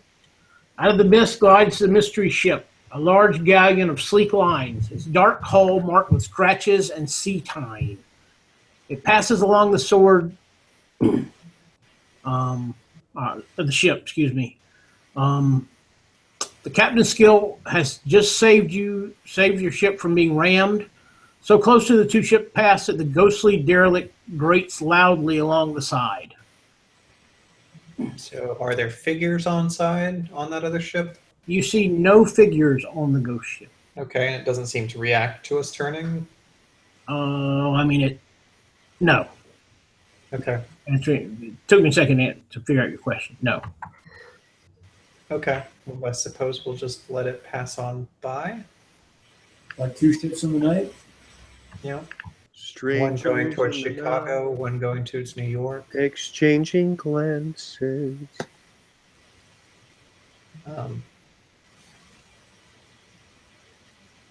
Sorry, I have to shake my head at Carl. All right, so you're just going to let it pass? I will move along with it as it passes to make sure there's no sign that it's turning to follow us. Okay. But otherwise, yeah. It passes to just beyond where the two ships are directly beside each other. Mm-hmm. And then many grappling lines rise up from the deck of the other ship and hurl themselves into the seaport, into the starport. Okay, so it's still nothing seen that's throwing these. They just shot themselves over. They kind of lifted themselves up and threw themselves. Okay. Once the grappling hooks catch, both ships begin to spin.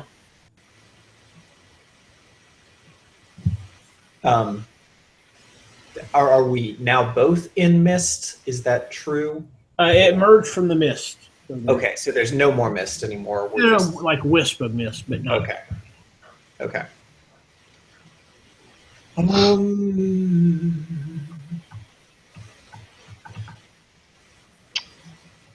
I would Well, I would like for Rosebud to kind of sneak over to where that is and count how many lines have been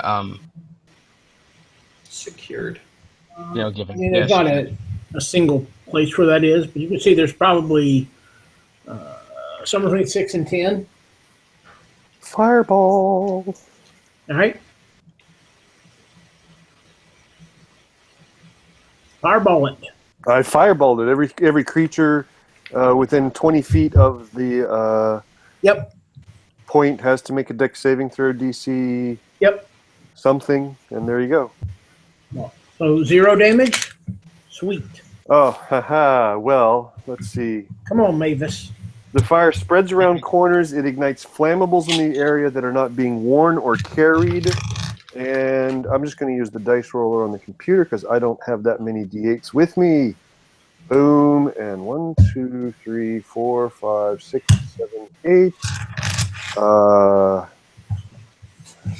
19, 20, 23, 24, 5, 6, 7, 8, 23, 34 plus proficiency, which is what, 4 at this point? God, D&D, why do you have to have so much damn math? We can play an earlier version if you want math. Yeah, you know. Let's not.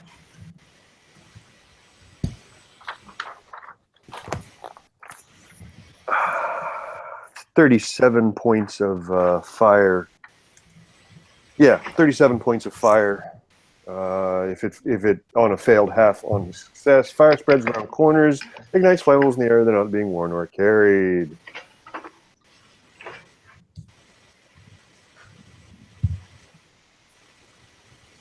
Right.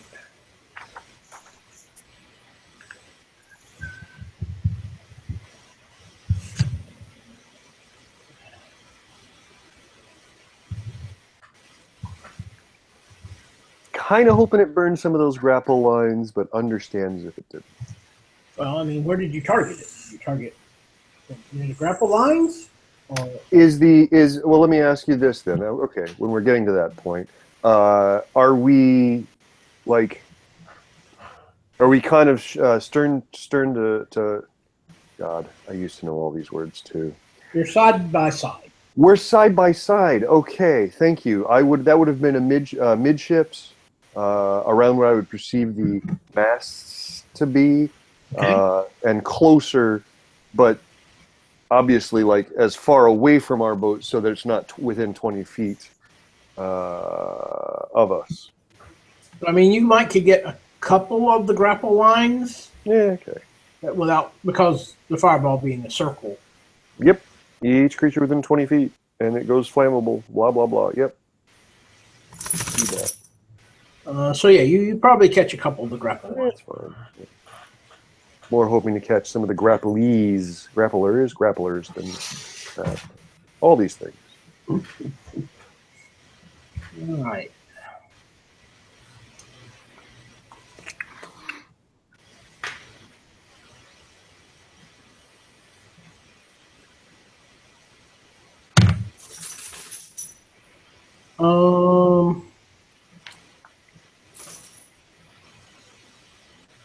What's your armor class, Carl?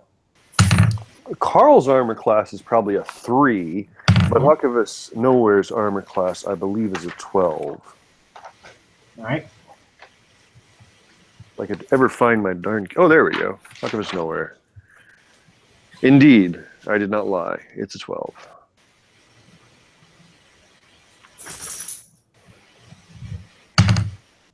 Are we getting grape shot? Oh my. 2 crossbow bolts slam into you, Mm-hmm. doing 18 points of damage. Huckavus squeals like a little girl. And appearing in the air, hovering above your ship, are 2 pirate types. Sorry, pirate types? They look like pirates. Okay, like flying ghost pirates. They look like solid Okay, pirates. but they're in the air? Yes. Okay. And So a they're- third one appears above the captain and bolts him. Oh, good times. Would you say that love is in the air by chance? One of them may be named Love. Okay. Did you say I got 18 points of damage? Yes, you did. Damages? Okay. Yep. Thank you. So I'm going to use my spear, which, if I remember correctly, returned to my hand after I blew up a wall. And I'm going to target that ship at its waterline and throw the spear at it. All right. So hang on a second. Let's roll initiator. Seems reasonable.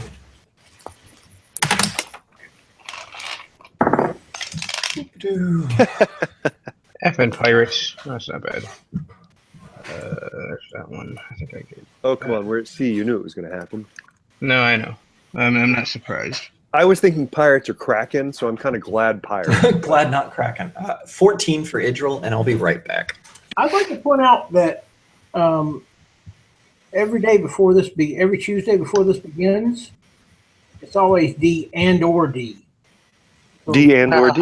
Yeah. why couldn't it be both? Well, it's and or. Oh, and or either, apparently, is what you want. Rosebud, what's your 22. more? 19. You should be good at that. True to form, Huck rolled a 3-1, which is 2. All right. True to form, I'm calling a short break before we begin the true festivities. Get on it. Restroom break. Yep. See y'all in just a minute. Sick. I shall as well.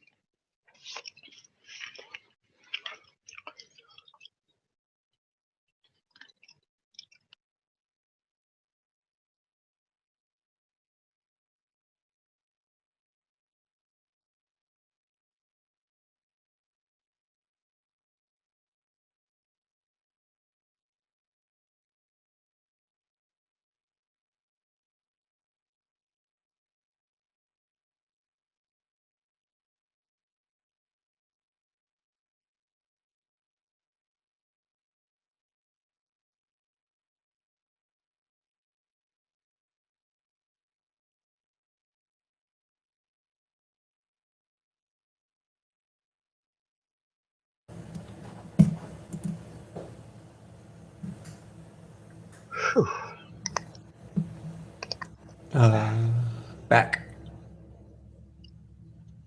That makes 2 of us. Did we take a break? Yes. Okay, great.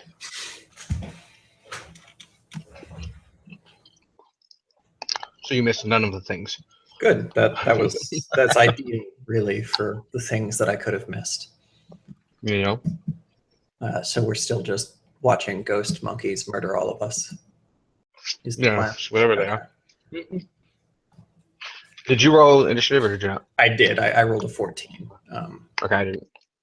I wasn't hearing it. Sorry. Ah. Just wanted to make sure that you had that done. I have that ready to die. Lovely.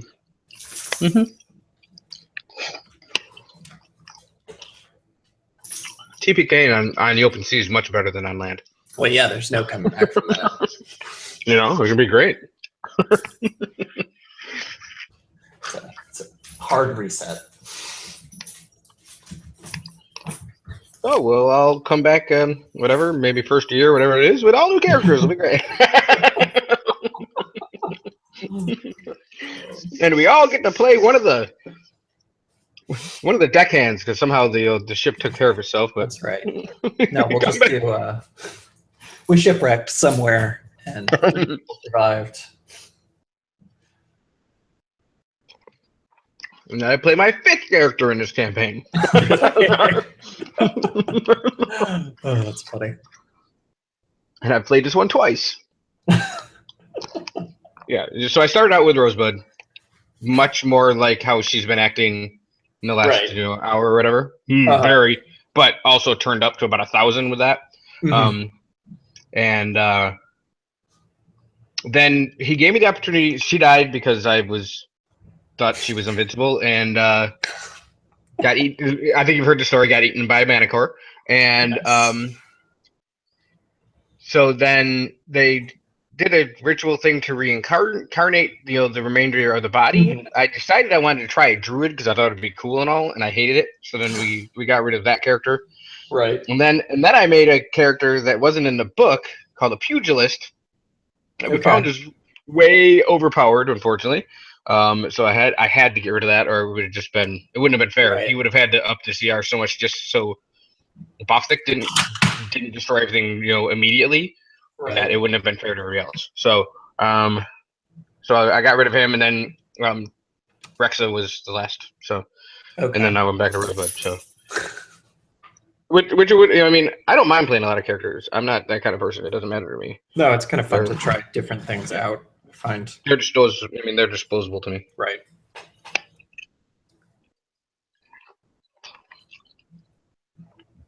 But as you might have noticed, big word of the day that Nathan taught me was clandestine. I did not know that word today. I'm so glad that I'm always of use. No, it is not a bad thing because I'll be very honest. I'm not, I'm not college educated. I'm not, So I just don't Right. have that level of education. So it happens to me a lot. I'm like, I don't know what that word means. I go look it up, and then this is a really cool word for this. I'm going to use this more often. Trying a way to use this word. You'll probably look foolish. And that's what we all enjoy when you look foolish. That's why I keep coming back. I'm glad that I can provide the foolishness. It's a valuable service. All right, Rosebud. Is Carl back? Anybody back? I'm back. Just got here. Anybody who's not back, say so. I'm not back. No, wait, I am back. Andy, are you here, buddy? Yep. Yeah. Fight forward. I never leave. Rocket Rosie. Rocket Rosie. Love it. Okay, so when she rises up from where she was trying to figure out how many lines there were and so on and so forth, she sees one. Oh, actually, hang on, Rosebud. Hang on a second. Okay. Yeah. Huckabus, roll me Dying check. 2 Constitution saves, please. Constitution saving. Yep. That's a 16. Oddly, Huckabus has a great constitution. And a 21. Okay. Carry on, Rosebud. So she sees 2 of these shadowy figures that are still above the ship, the opposite ship. Is that correct? 3 regular-looking piratey-looking figures flying above your ship. And they're flying. Yep. Okay. I will shoot. Actually, first I will mark the one that is over the captain, Okay. and then I will shoot at his face. All right. So I, the snake uncoils from my arm, turns into a bow. Yep. I pull out one of the exceptionally made arrows, Okay. and I Right on. go ahead and I take a shot right at a dude's face. All right. Roll to hit. Yes, sir. That is 18 plus 9. All right. Once the arrow leaves the bow, you watch as it flies through the air and transforms into a snake. Sorry, I got all excited. We're all excited for you, Corey. It slams into the target and sinks its fangs in. Roll your regular damage. Okay. So we got 1d6 for the regular arrow shot and 1d6 for the hunter's mark. Okay. That's a raging 3. Because I rolled a 1 and a 2. What is your Oh, and then plus 4, so it's 7 total. What is your spell resistance difficulty thing? My spell DC is 13 is the spell save. My spell attack bonus is a 5, if that's what you mean, so I'm not sure what you're asking for that. Yeah, the DC. But DC is 13. So the fangs sink into this fella, and you see kind of the flesh begin to turn kind of a reddish green. Christmas time. How much? How much damage did you say you did? 7? Yeah, 7 total. That's correct.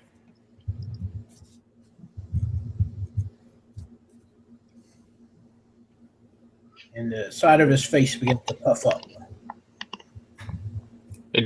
Rosebud's eyes just bloom into like saucers per se. And he goes, "Was I the only one that saw that?" She yells out, and she looks down at her bow. She looks back up at the guy. She looks down at the bow. She's kind of doing that for a minute, and then she's going to move into a position of cover. She's really small, so maybe she might be able to even get behind some crates because there's a ton of them on the ship. I was going to say there's 60 crates up on Yeah. the deck. So even if she has to maybe even try to slide one real quick, she'd like to try to catch some cover behind a crate All right. or two. All right. So that should give me some type of cover for bonus AC. Thank you. Okay.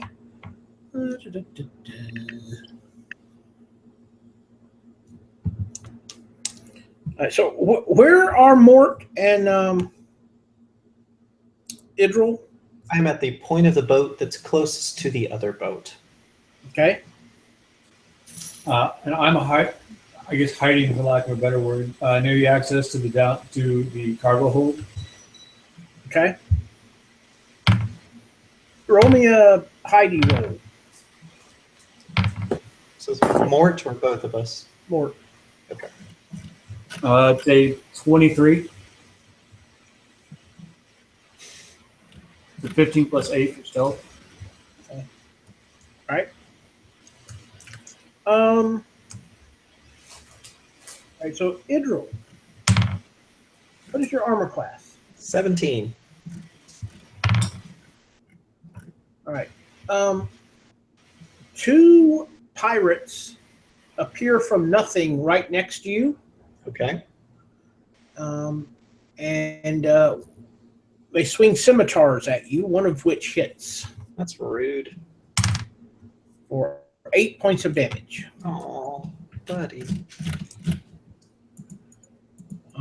One appears next to you, Mort. What's your armor class? 16. He hits you for 7 points of scimitar. Okay. So I didn't ask because I wasn't sure if it was going to come up or not. While I was sleeping for 2 days, because I had been knocked unconscious, did I regain all my hit points Sure. over the course of? Okay. Yeah. Um, You regained all your hit points, but I'm going to say you only have half of your hit dice for recovery purposes going forward. okay. And how many hit points did you say I took just now? 6. 6. Okay. Octopus is up in the sky with diamonds. Indeed. And Rosebud is kind of trying to hide.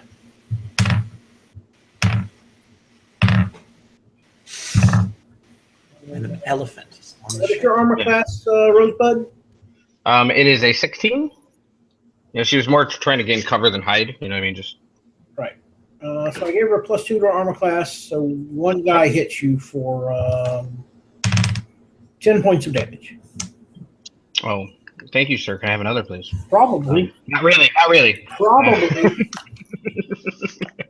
Idril. All right. So I would like to spear the dude that hit me. All right. And I'm going to go ahead and use one of these banked inspiration points just for grins because I've got a lot of them right now. So that is an 18 plus 7, so a 25. Okay. And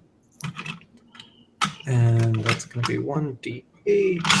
Just for ease, I'll tell you guys these are all armor class 15. Okay. That is good to know.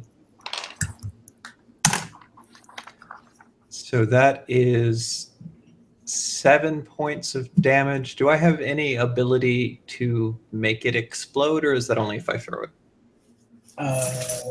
You don't receive any. Any indication that that's okay? So Right. how much? 7 points of damage to him. All right. For my second attack, I'm going to then throw the spear at the waterline of the ship, hoping for a similar reaction as I had in the hotel room. And that's going to be a 19 to hit the ship at the waterline. Again, if it offers to activate its Wonder Yeah. Twin powers, I'm Yeah. going to say activate. Okay.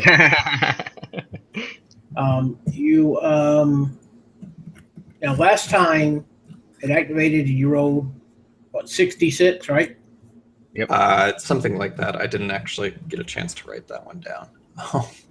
This time you can roll 3d6. 3d6. Okay. Well.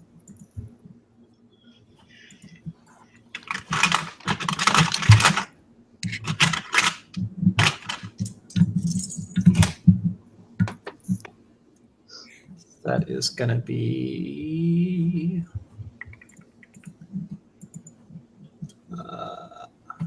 11, 13, 17 points of damages. 3d6, very nice. Wait, did I need to? I added my my dex to That's that. fine. Should I That's fine. have? Okay. Yep. And then does it return to my hand afterwards? Yes. Okay. And then I'm going to spend a key point and take the dodge action as my bonus action. All right. So that is my turn. It's a lot of turn. Yep. The Monks. joy. Wait, Monks. that was standard martial class turn. Don't give me this. Let's see. If you want to monk, I'll Cheese. stun everybody. Then we'll talk about cheese. So, No, it's just because anytime I did anything like that, he always told me it was cheesy. I just last- said it was a whole lot of turn, didn't I? So what? Last question, just in general. Did the captain go down when he got arrowed? No. No, he did not. Okay, so what's your armor class again, Rosebud? 16. But you said +2, so probably 18, unless they're right on me. Or whatever. So a scimitar smashes into a crate, and every time that you guys are swung at, a pirate appears from nothing.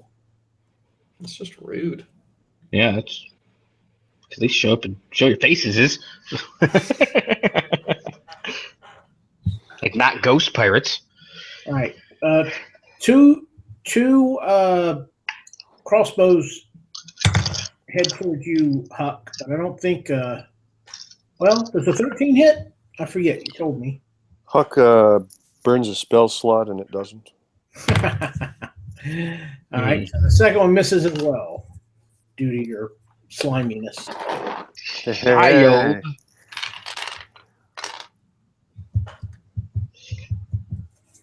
That shield is awesome. Let's see if any of these folks are marked.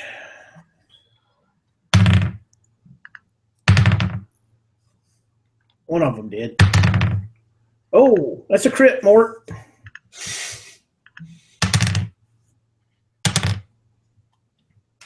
Take 10 points of scimitar. That's like Awesome. at least a dozen pirates that are on the ship. This is fine. Oh, yeah. Some of the other crew are semi-useful.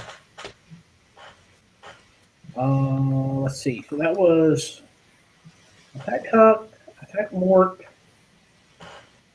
attack Rosebud. Idril has an attack. It has it. So every attack against me has disadvantage. Does it? Yep. That seems suboptimal for me somehow. I'm guessing a disadvantage. Yeah, I'm guessing a 12 doesn't hit. That doesn't hit. All right. All right. Oh, it's delightful. Are you guys having a hard time hearing me or no? I can hear you just I can fine. hear you great, buddy. Okay, just making So sure. you're ridiculously loud. Am I? Yep. Sorry. All right, so the crew attempts to fight back, but I'm rolling the dice. So, how probably know what that means. That's 20s all around. Fight of people whiffing. I think I get one hit. Okay.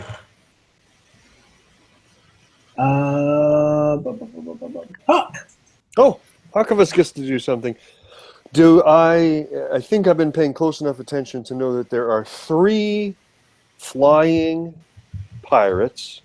Yes. Is that correct? Yes. One over the captain. Where are the other 2 flying pirates? They are spread about the ship. One is up near the crow's nest. Mm-hmm. And the other one is at the opposite end of the ship from the captain. Okay. Based on where I said I was, do I have a better vantage on the one in the crow's nest or a better vantage on the one over the captain? Probably the one over the captain. All right. I'm going to do a thing. A thing. Here's what I'm going to do. I'm going to twin a cantrip. I've never done this before. It's very exciting. So let me write a -1 here. -1. And I'm going to firebolt that thing. All right. Firebolt reads, you hurl a mote of fire at a creature or object within range. Make a ranged spell against the target. Here's the first one. That is a... Gosh, that's a not natural 20. One is a 17? No. Sorry, this one's a 16 to hit. You said they're 15, so it's good. Oh, great. Shut up, Carl. Love it and enjoy it. And here comes a bunch of damage. And this is all on that guy above the captain. And that's going to be 4d10 plus 8. 1, 2, 3, 4. Oh, boy. 27 points of fire damage on that thing. All right. I'm glad I didn't miss because a flammable object hit by this object ignites if it isn't being worn or carried. Yeah. Yeah, that would have been fun. Did he Need look a like ship. he enjoyed that? I'm just curious. Did the pirate look like that was like fun? As he plummets to the deck, I'm going to say no. He does not seem to be enjoying it. Oh, is he ashes? He does not seem to be conscious. Does the captain coup de grace? Sure. Whatever.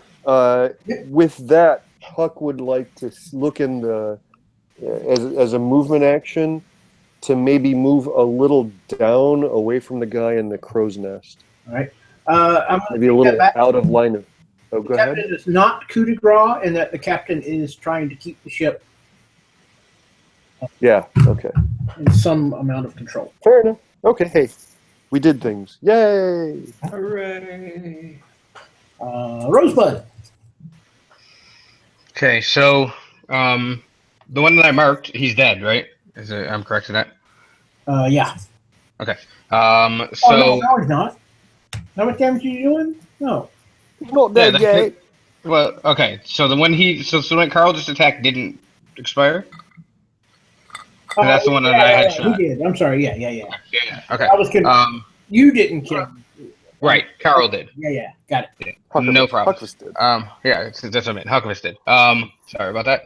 All right. So now, from my vantage point of the other Always two so. flyers, which of them can I see? Can I see the guy in the crow's nest, or can I only see the guy in the front of the You ship? can see either one. I can see either one. The other one's in the back of the ship. Which is where you are. In the back of the ship. Okay. I'm gonna move my mark to the one in the crow's nest, and I'm gonna take a shot at him. Okay.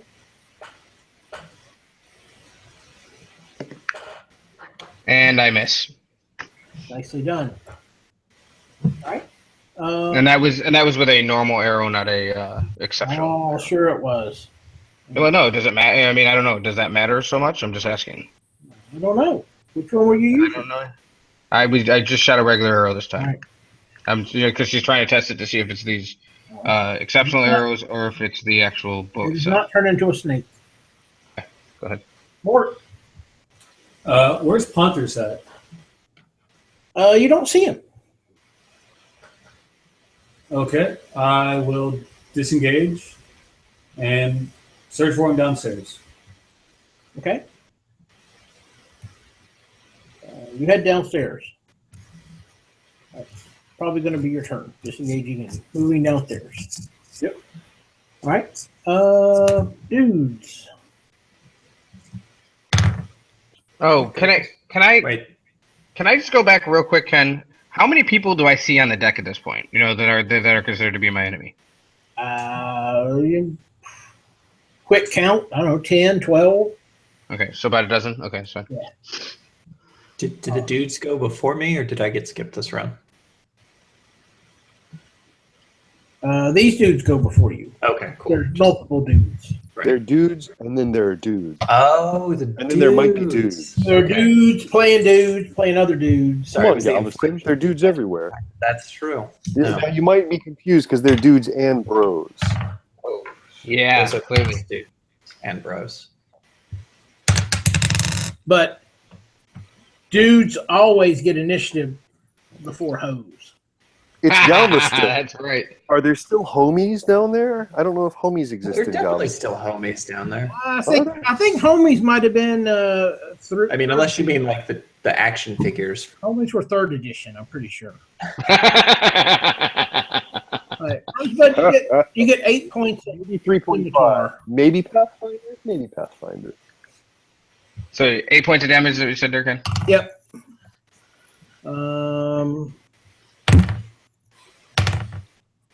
Pedro, you get miss. Due to disadvantage, all I roll are 6s. Woohoo! Hooray. Huckabus. How come it's nowhere? One of them's going to throw a hand axe at you. It's just That sweet seems of like him. fun, doesn't it? I'm going to shield up if it helps. If I need to. I should say. You 15? Shielded, no. I burn another spell slot. All right. And so the other one's going to miss as well. And the captain. Ooh. All right.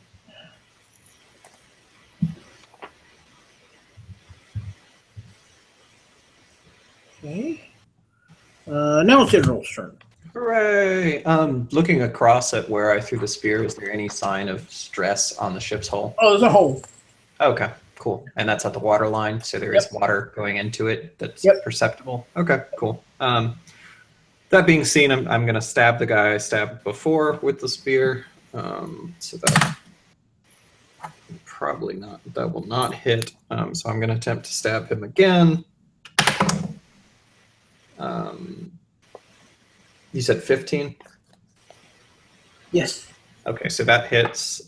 So that's a. Where'd my D8 go? A lovely 6 points of damage. And then I am going to spend a key point to disengage, and then I'm going to get to the top of the crate pile in the middle of the ship. All right.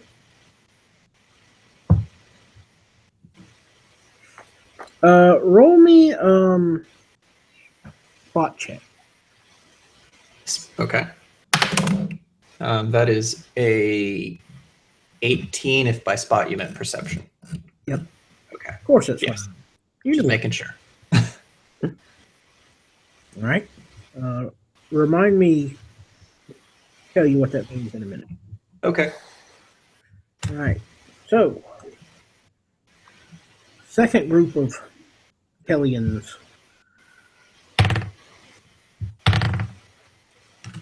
Rosebud have 7 points.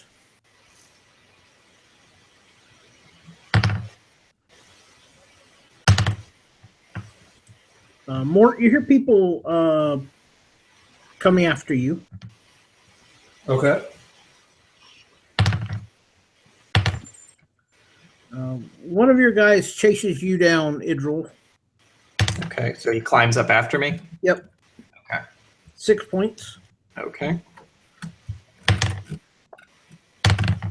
And 14, Huck? No, sir. All right. So you don't have to use your spell yet. Not till it stays active till my next turn. Oh, okay. It's your next turn. Hooray! I'm going to do something else I've never done before. How many of these floating pirate heads are there, or floating pirates are there? There are two, but hang on, Carl. I forgot the Please. good guys. Oh, they're good guys? I didn't know that. Yeah, the other shipmates. That was a joke. They actually managed to kill 2 people. Hey, Nice. they did something. Good job, guys. All right. Minions killing minions around the world. Okay. So there are 2, one in the crow's nest. And one back of the ship over the crates. Can I see? I probably can't see that one from where I am. Probably not. Okay, that's fair enough. But there is one up around the crow's nest. I'm going to do a whole bunch of stuff to him, hoping it all works. You think you're Idril or something? Well, we'll see. I don't know that I've ever used the Quicken spell, spell that costs 1 action, expel 2 SP to make it a bonus action. As a bonus action, because of that, I'm going to cast Melf's Meteors. Oh, that smells awesome. Sorry. Are you with me so far? Okay. This is all the fun stuff. With my regular action, I'm going to cast... wait. Right. Okay, so then I'm going to chuck 2 of those meteors at it, the one in the crow's nest, and I'm going to also cast a cantrip upon it. So here's... I think plus cantrip, you can actually do that, right? Right. I think Yeah. I can actually even do a spell, but I don't want to burn another spell slot just yet. So anyway, regardless, the first one hits with a 20, not natural. The second one hits with a probably misses. The second meteor with a 14 misses. Yep. Yes, Okay, that's fine. So, well, that's okay. On a failed, it takes half as much. So on the success, wait a minute, this didn't work. God, I'm Mavis. I am Mavis. Ken, Yes, Mavis. I'm sorry. I need it to make a dexterity saving throw. I need it to make 2 dexterity saving throws. The DC is 14. Okay. I rolled 2 attack rolls. That's not how this works.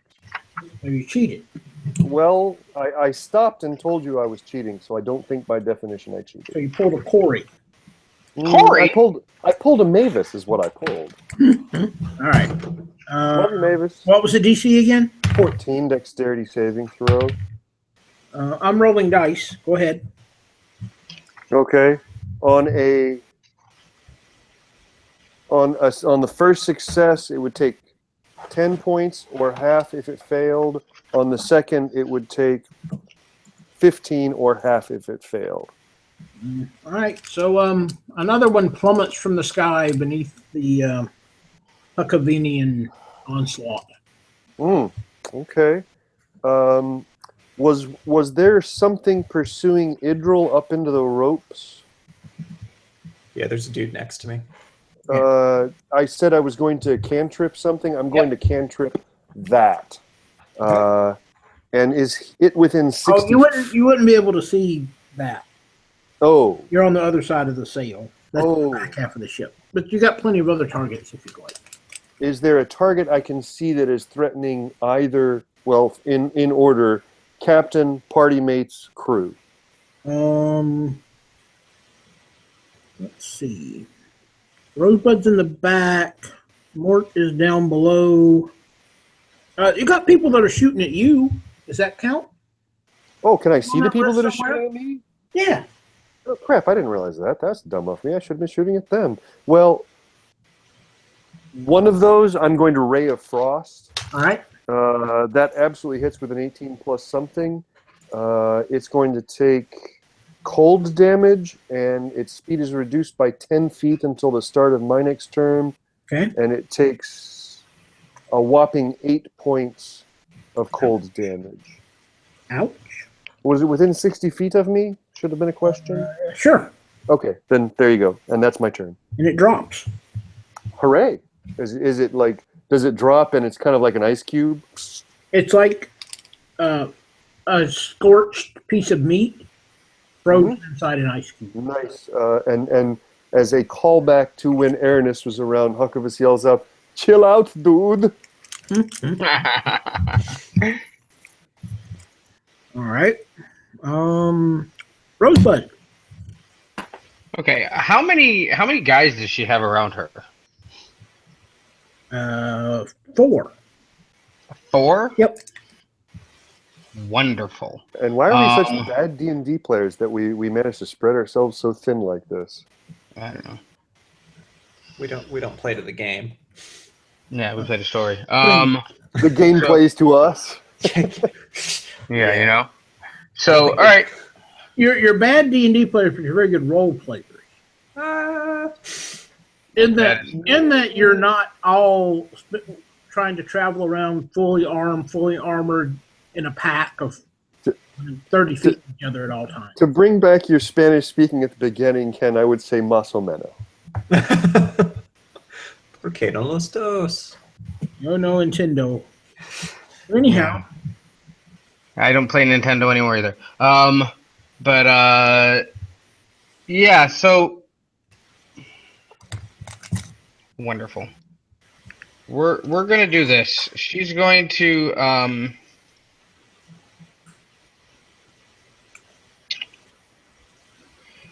take an action to cast Cure Wounds at 2nd level on herself.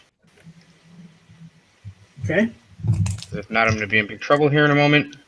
And that is an action, so that is 2d8 plus my spell joint things. That's not too bad. 9 plus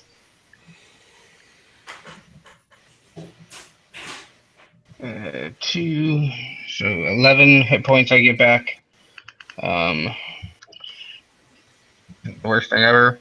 And then I am going to move my Hunter's Mark from one of the guys to one of the guys that's, you know, right there in my face. And then as movement, I'm going to, no, that's an action, so I can't do that. Yeah, no, I'm just gonna stand there and woman up. Go ahead, sir. That's all I can do. Mort, you go down below decks. You search around. There are a couple of the crew guys are down there, but you do not see Panthers. Okay. I mean, I don't know how big the ship is. It's like, is it something that I can? You could. I'll say you can spend this turn. You'll check out everything below ship. Okay. I mean, if I didn't see him above ship, I want to keep looking for him down ship or underneath. Okay. And I'll use my bonus action to dash. If that makes a difference. Well, I was assuming you just take the whole turn. You can look at the bottom of the ship. You do not see him below deck either. Okay. Okay. Do any of the crewmen see the ghost following me and attack? The crewmen, they were armed. They do see them. They'll looks like they'll move to engage. Yes. But first, the bad guys.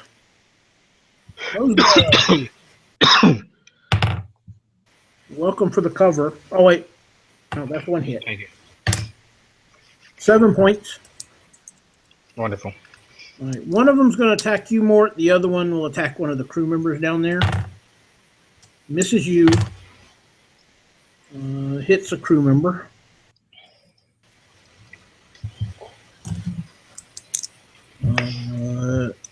Idril, a second guy shows up. 19. Dude, shows up where, like, materializes? Well, he runs up to. Oh, okay. Yeah, 19 definitely hits. All right, so that's 5. Okay. 15. 15 does not hit. Okay. So none of these people are shooting at me. They're all running towards me on top of they're a all- stack of crates. Yep. Okay. Those are pirate things, you know. They do piratey things. All right. I don't even know what that means, but I'm in. It's more interesting to run and jump on crates and stuff than It's true. somebody. True. Right? Well, what kind of a-hole just shoots their bow the whole time? I'm gonna go shoot my bow. Puckavus. Puckavus nowhere. Sorry? A 16? Not once I shield. Oh, that's right, you're shielded up. Oh, you weren't. You're going to shield up. I reshield. Right. How about Wait, 22? wait. Don't tell me. Okay, no. You know what? Fine, the 22 hits and, comma, as a reaction, he's going to burn the hell out of that thing. That's a hellish rebuke. I need a dexterity saving throw. DC 14, please. I rolled a die. All right, I'm glad you did. 9, 10, 11, 12. That's, oh, good lord, what just happened? Sorry. Stop. Thank you. That's like 29 points of fire damage on that thing. All right, dead. Yeah. And how many points of damage did it do before it My killed friend me? took 3. Sorry? 3. I took 3 points of damage? Huck did? Yep. Okay. All right, those 3 points cost him dearly. Dearly. Anyway, sorry. Very good. Idril. Okay, so now there are 2 dudes next to me. That is correct.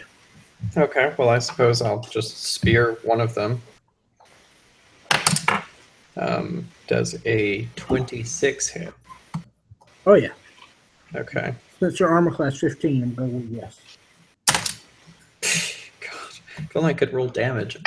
That's 5 points of damage. Nice. Yeah, and I'll spear him again, All right. and that'll also hit. And that's slightly better, so 11 points of damage. You drop him. Ooh, and he drops, and it's beautiful. And then I'm just going to punch the other guy in the face. Nice. For 15 exactly. And my mystical punches do 5 points of damage to his face region. Ow, stop it. Does he say that? Yes. Yes, he does. Okay. You don't have 7 more things to do? No, that's it. That's it. Don't have to kill you right off then. All right, Rosebud. Have a miss. 17 hits you? Yeah, just barely. Oh, wait, what is your armor class? 16. No, so it misses. Okay. I'm still giving you cover. Mort. No. Yeah. How about an 18? That'll hit.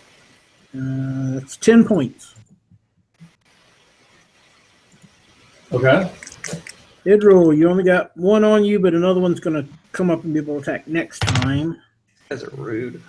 13 misses, I presume. And Huck, you burned one guy up. I did. How about a 21? Absolutely, that hits. 9 points. Okay, that sucks. The crew.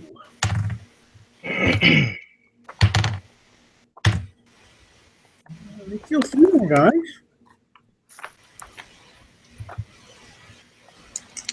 What's that? Crew kills some more guys. Woo! Yeah, crew. Go crew.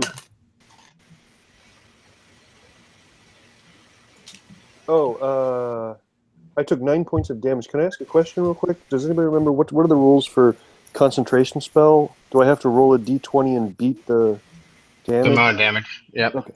Cheers. Ugh. No, it's either Carl. Yeah? It's either 10 or half the damage, whichever is lower. So, sorry. Well, Minimum first, 10. roll and see if you get at least a 10. If you don't get a 10, then it doesn't matter. It doesn't matter. I rolled a 3. Okay. Right. I lost my minute meteors. Yep. Yep. Boo.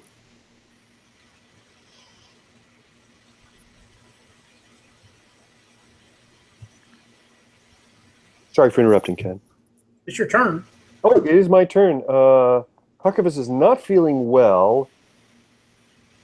He's presuming that below him he sees people pegging him with like a pincushion. Yep.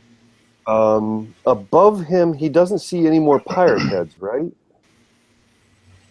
Flying pirates. There's one more, but you Yeah. can't see him. There's one, but You you can't see him. There is a sail that is in Huck's way. Can he make it to the crow's nest? Give me an athletics. That'll go great. Here we go. Whammy. Hey, that went great. Nat 20. Yes. From the crow's nest, can he see this other dude? Yes, you can. Okay. And how far is this dude at this point? Oh, I don't know. 25 feet? Okay. Dude's going to get a whole mess of lightning, chromatic orb, twinned. Yes, I have enough to do all of that. Twinned at level 3. Why the hell not? I'm just going to try and obliterate this guy. So I don't want to kill you, bastards. You're doing way too much stuff. I know. I wish you would. So range spell attack first is a 16 plus something. Okay. Range attack second is a 12 plus something. Plus 7 is the Yep. plus. They both hit? Yep. That's going to be 10d8 of lightning. You're welcome to roll it if you want. I really do. Let me roll it. Yep. Let me roll it and stumble through doing math. This will be fun for me. The average is going to be 45. I'm rolling the wrong dices all the same. What? Damn it. Quit it, D12. There we go. D8s. 1. I've got 4. I've got 11. I've got 17. I've got 24. I'm losing track now. That's 4 of them. 4 for 24. 31, 32, 33, 34, 35, 36, 37, 38. 6 for 38. That's everything. Oh, okay. 10. Let me do it again. Let's see. 3 and 1. All right. Do this. Oh, you don't want to be well, you go ahead. You let me know when you're done. It's 38 points of damage. Okay. Lightning. All right. So he basically is charred and then explodes with his ashes floating down onto the deck. I zapped the hell out of this guy. Yes, you did. Okay. I'm going to then try and hide in the crow's nest so that maybe another arrow doesn't hit me. All right. And by hide, I mean I'm just ducking. Right. Rosebud.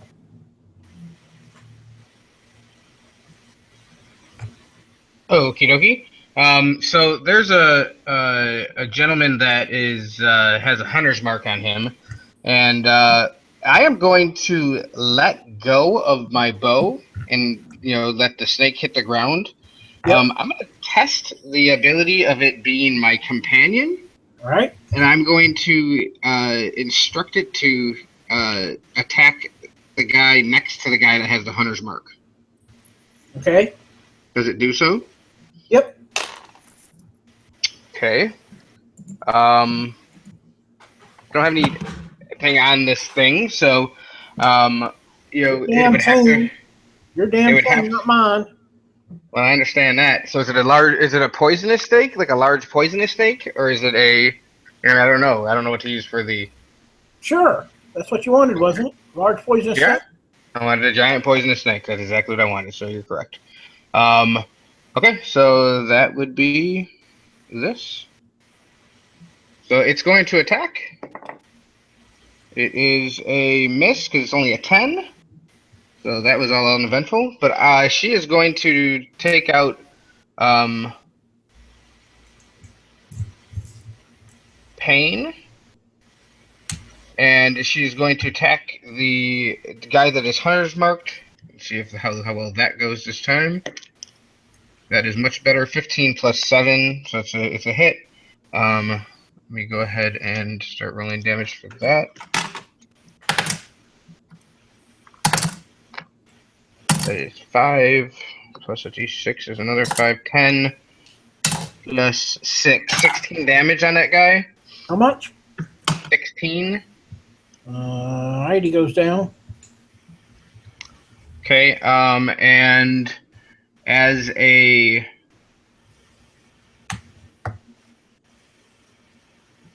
bonus action, I'm gonna attack. I also pulled out Joy. Okay, and as a bonus action, I'm gonna use that to use an offhand attack, which I don't have dueling, so therefore it will be at disadvantage. But I'm gonna try to swing at him as well, which I miss. Okay. And that would be the end of the turn. Alright. Mort. Okay, I'll use a bonus action to take a potion. Okay. Potions that I took off the table, are those 1d4 plus 4 healing potions or what? Yeah. Whatever cure light potions are. Whatever the what? They're whatever the basic cure light wounds potions. Okay, so that's 6 points. Okay.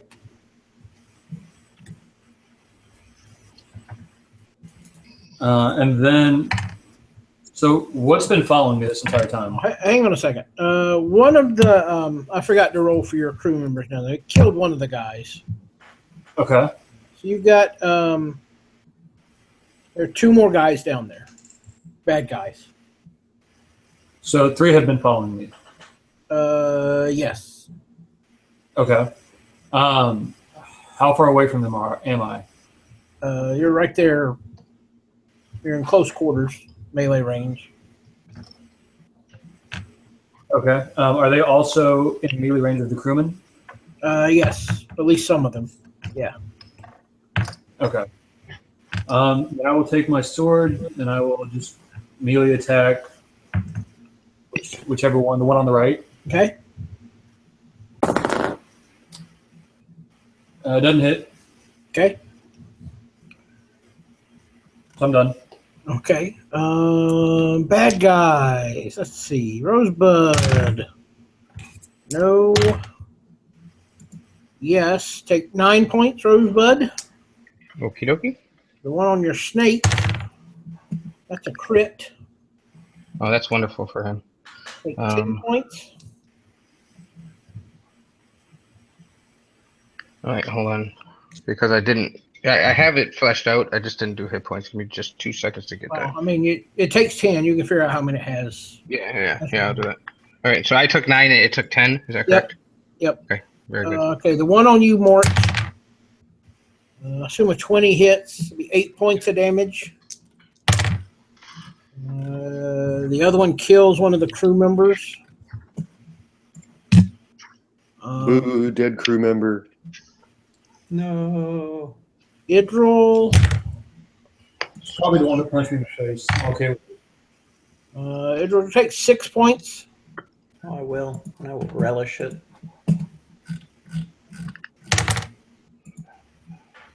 All right. I'm going to say just one of them sees you up there, Huck. But that's still 8. Well, 21? With partial cover, really? Okay, sure. What do you mean? I don't know. I don't understand what that means. It's all cheese. Don't sweat it, man. All right. 21 hits. Take 8 points. All right. Idril. Okay. So I just remembered that you had asked me to remind you about a perception roll I made and succeeded on. Oh, yeah. I'll make a note of it. It's for, Okay. for later. So it's for later. Okay. How many people are on the deck of the ship that are bad ghost flying pirate monkey things? There are...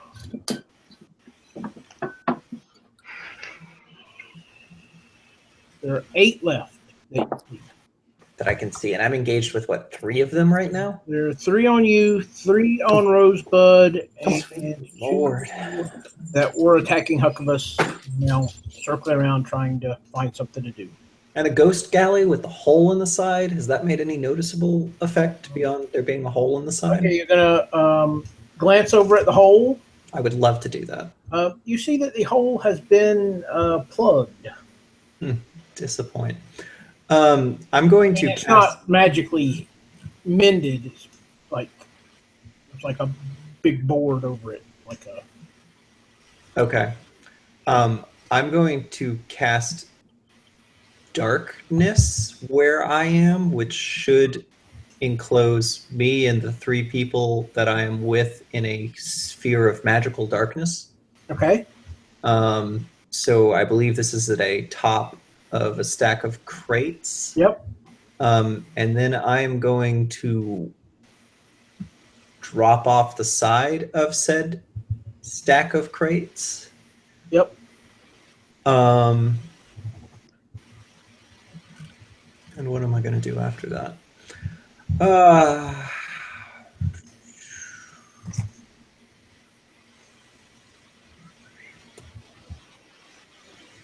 And I believe I am kind of just going to duck down and then take a dodge action.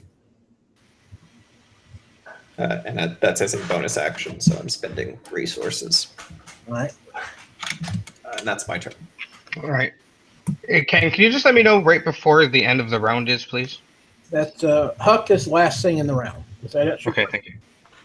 Yep, absolutely, thank you. All right. So Rosebud, fail,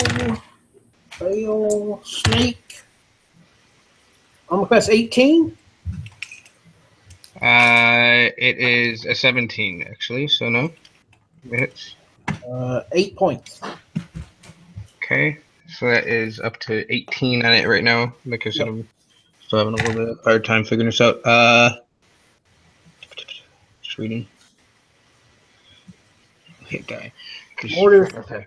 Mortis missed. All right. So Idril cast darkness, slithered down the side of the thing.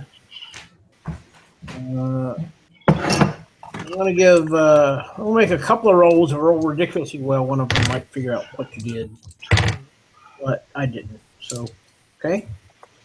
Well,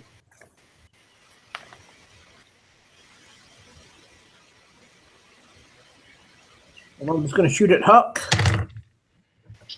Quality. And What do you roll? a 7. Okay.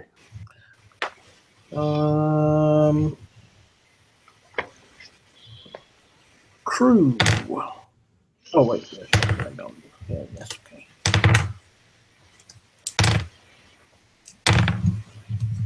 All right. One of the crew kills the other one that was on Huck.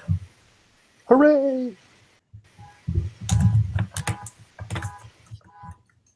The crew downstairs. Nope. Huck. Well, from where Huck is cowering in the crow's nest, can he see any more pirates? He can see the 3 that are on Rosebud and Snaky Poo. Oh, I'm sorry. I thought they were downstairs. That being the case, I definitely have those left. I'm going to Scorching Ray one of each of them. I can do 3 rays of fire and hurl them within range 120 feet. All right. So here is the first one. That turns out to be a 17 plus something. Do you want me to hit then damage or just... If you roll the hit and the damage at the same time, then Yes, sir. That would be easier, wouldn't it? Yep. That one doesn't take much. That one takes 9 points of damage, fire. Okay. Here comes the second one. That is 8. That's a 15. 8 plus 7. Yep. Wow. That is 8 points of fire damage. All right. And here comes the third guy. And that's going to miss. That's a 12. Yep. This Scorching Ray doesn't have the effect of catching things on fire that aren't worn or whatever. So It's just There you go. hot. it just kind of gets a little warm over there. Yeah. Right. All right, so Corey, it's the end of the round. Okay, so that's the end of the round. Okay, so as a reaction, I have an ability with my animal, which I've needed almost my entire time to be effective, called Coordinated Attack. If I took the attack action, or Rosebud took the attack action, if my companion can see me, which it can use its reaction to make a melee attack.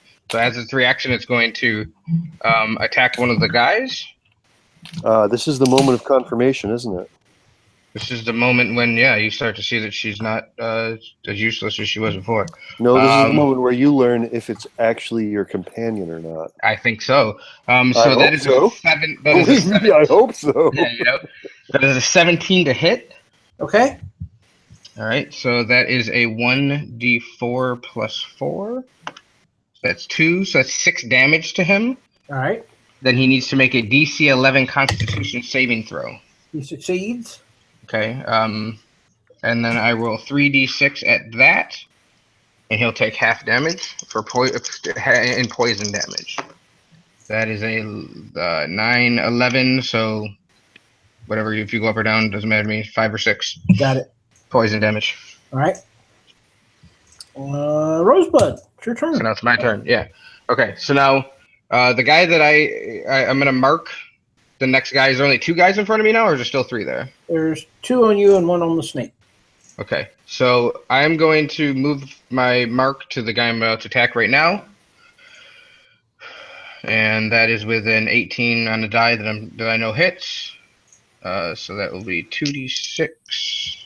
No, 2d4 plus 1d6 because we're using pain.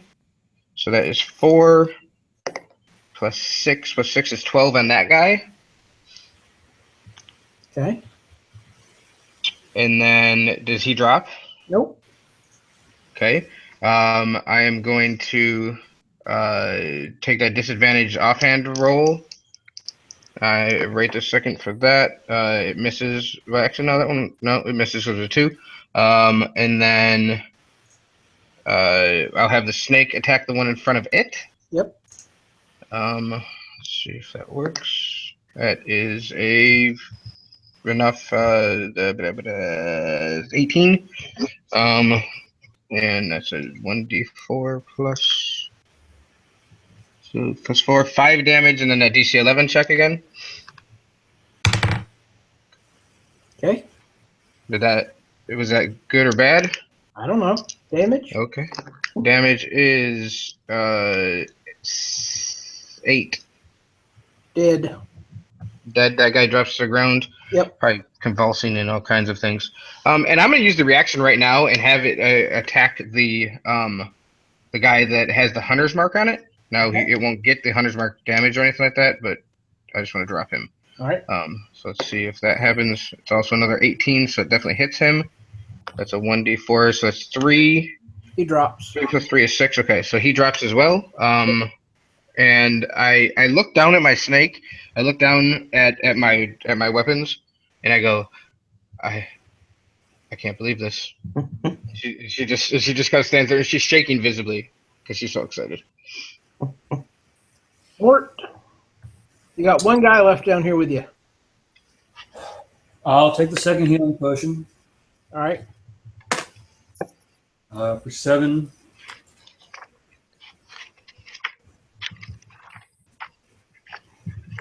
And I assume that the last guy is still within melee range of someone else. Yes. One hit. So I'm What's done. that? You're Does done? not hit. Oh, Yeah. sorry. Okay. Rosebud. 20 will hit you for 6 points. Okay. She's starting to look pretty bad at this point. Crewman dies. All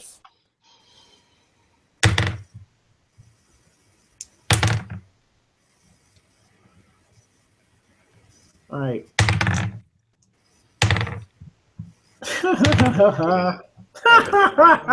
I rolled dice. Again.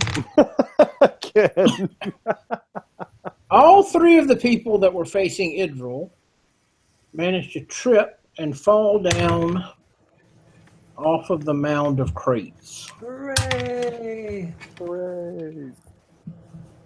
But they are out of the darkness now. Okay. Are they prone? Yeah. But Sweet. can you see? You're still in the darkness, right? No, I dropped off of it as well, and I Oh. took a dodge action to All right. Let's see. try not to get punched.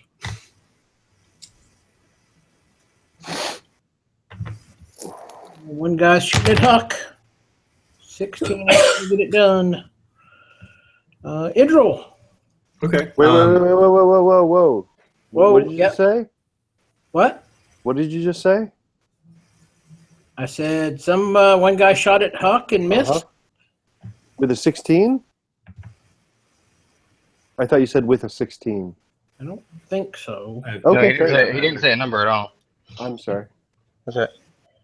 Shutting up, trying to advance my own death. Did I see any of these or see motion towards falling No, people out of the darkness? If you're out, yeah, you hear them and can look in the Okay. direction and see one of them. So I'm going to move towards the closest one who is prone and just kind of attempt to coup de grace him with the spear. So that will hit, not super effectively, for 7 damage on that guy. All right.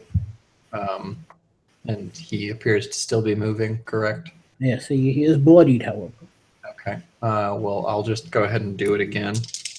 All right. Wow. And I won't. But I will jump back to the other side of the crates. All right. And bonus action. I'm going to apply that Goliath juice we had Yep. a while ago, which I Yep. believe lets me use up to half of my hit die. Is that correct? You use 1 or 2. Okay, right, which is half right now. Okay. So I'm doing that, and I will handle Okay. Healy. All right. Sweet freaking lord. Really? 1, double 1. Oh. Dude, that sucks. Snaky Poo takes 7.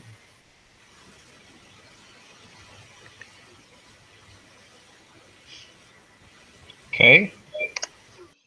Snaky Poo is not so snaky.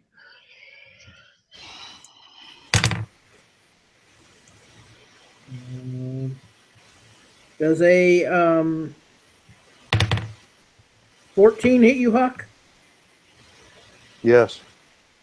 Take 3. Hang on a sec. Wait. What? 14. All right. I hate to do it, but I'm going to burn my last level 1 slot so that it doesn't. So I don't take All right. 3. All right. So there's that. And can Huckabus see where that guy's shooting from? Yep. Okay. I'll remember that when it's my turn. Another dead crewman. Oh, excuse me, not crewman, but pirate. Huckabus. Huckabus, seeing that guy, is going to irrationally be angry, and he's going to firebolt that cantrip at him. All right. And let's see what happens. Yes, I read the spell. I'm going to do the right thing and pick up my d20 and roll a 8 plus 7, 15. Just barely. Oh, that just does it, huh? All right. And then with my auto roller here, boom, boom. 2d10 plus 4 is 23 points of fire damage. Wow. Good roll. If you kill him, Thankfully. And then he kind of collapses down in exhaustion and going, oh, this day's never going to end. Poor Huckabus, he's so bloody. And literally there's like bolts and there's a little blood out of him every now and then. Yeah, no, blood kind of where's- dripping off of the crow's nest, Yeah, oozing, dripping onto the deck. yeah, probably. What's Rosebud. the number? So, all right. Oh, it's her- end of turn if anybody needs that. Then Rosebud. Okay. So the snake has fallen unconscious. It does have all the same rules as anything else, so it will have to make a death saving throw, I'm assuming. Okay. It makes that. I don't know how to keep track of that, but we'll figure it out here in just a second. So do it here on a piece of paper. So, okay. But what I'm going to do is I'm going to move my hunter's mark from the, Yep. onto this guy. Yep. I also did some reading while we're in between turns, and I don't get the disadvantage in it. I just don't get to add my attack modifier to that that second attack. Okay. So I'm going to swing first with pain at the guy. That is going to be a hit because that's 15 on the die. So that's 2d4 plus 6 plus d6. That is 7 points of damage at the first strike. And the second one hits as well for another 3 points of damage. Okay.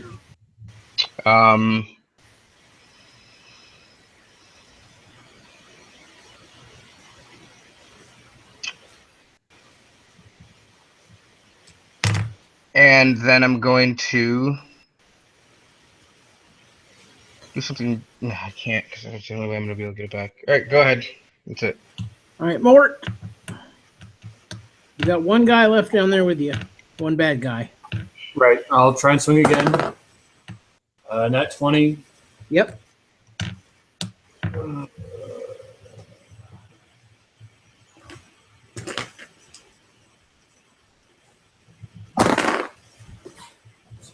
Nine, 11.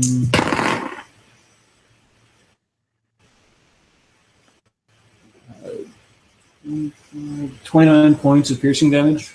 Oh my word! Sneak attack. You blow him up real good. All right. And then I will try and make my way back up towards the top. All right, you get up to the top of the. You get up to the deck. Okay. All right. Like, can I be like 3/4 covered, hidden? Well, I mean, you don't have to come up if you want. You can see the deck if you'd like. Yeah. Okay. Yeah, I'd like to not be. I'd like to not make myself more of a target than I need to. Right. All right. All right. So, Idril, one of the guys that fell gets up and actually gets at you. With a 24, a 22 rather. That'll both hit. 10 points. Woo!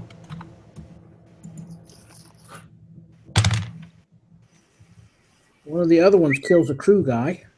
That was rude. What did he do? He knows what he did. Rosebud. Ooh. 24 is going to hit you for 10 points. She drops to the ground like a stone. All right. Well, you joined your In gentle Yeah. pose. Absolutely. Idril. Okay. So bonus actions or healing potion uses, is that correct? No, that's because I've got fast hands. As That's okay. That was the curiosity that killed me. Well, Rogue things. I am going to take the dodge action and then scramble back into the orb of darkness. All right. So that would provoke opportunity attacks, but But since you dodged, they'd be at disadvantage. right? There's only the one guy that with you. 16? Nope. Praise Allah. 18 would have hit. An 18 would have hit. Oh, there you go. Dodgy McDodgerson. All right. So, the one that was standing over Rosebud will fire at Huckleberry. So there's a natural 20, but this is Huck's dead. at disadvantage. How about a natural 14? 20s. 14, Huck?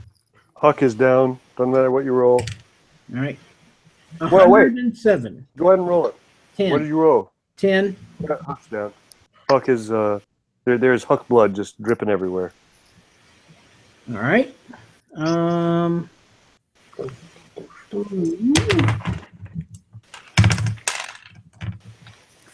Archivist. Done.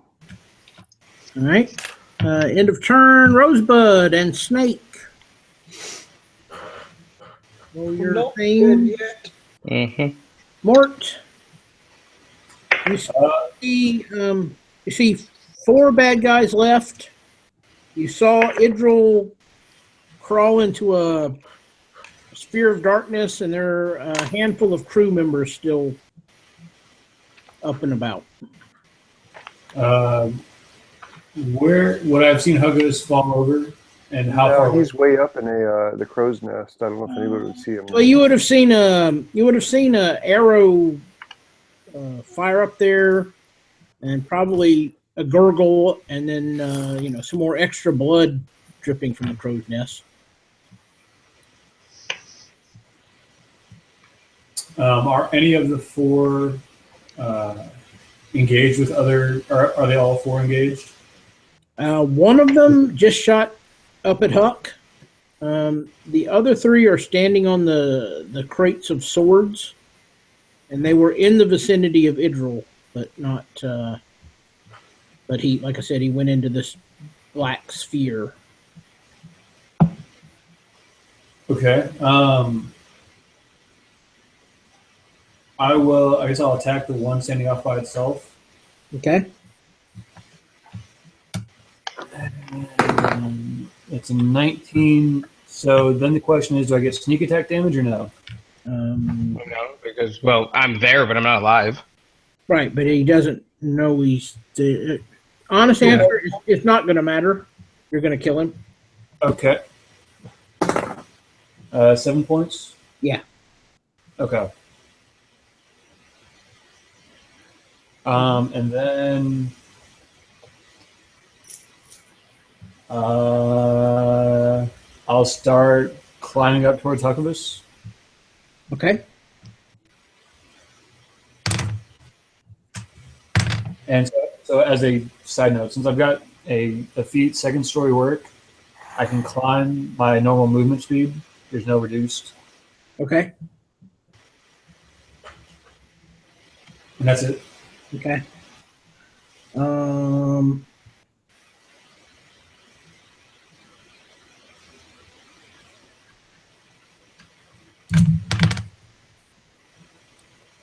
Idril, you are actually hit in the darkness for 4 points.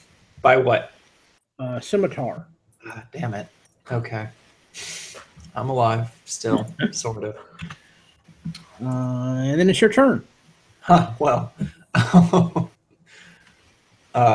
Just for pure crunchiness, the darkness should give anybody attacking me disadvantage still. Yeah. Yeah. The Okay. lowest I rolled was 16. I just wanted to make sure that I was operating on the same understanding you were. I think that's right. I know it was a penalty, so I'm with disadvantage. That's what it is to my reading, but I don't actually have it in front of me. Okay, I'm going to use a healing potion because clearly Goliath juice is useless. So Andy, that's a D4 plus proficiency plus Plus 4. just plus 4. Okay, well that may be better. Yep, that's better. Okay, so that's my action, and honestly, I don't think I have a bonus action I can do right now, so I'm good. You could move.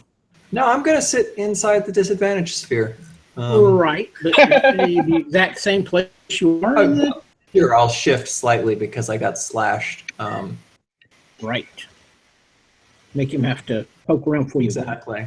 And All right. The crew has begun to suck fully. and it Huckabus, turns you into a porn. can roll your die. Done.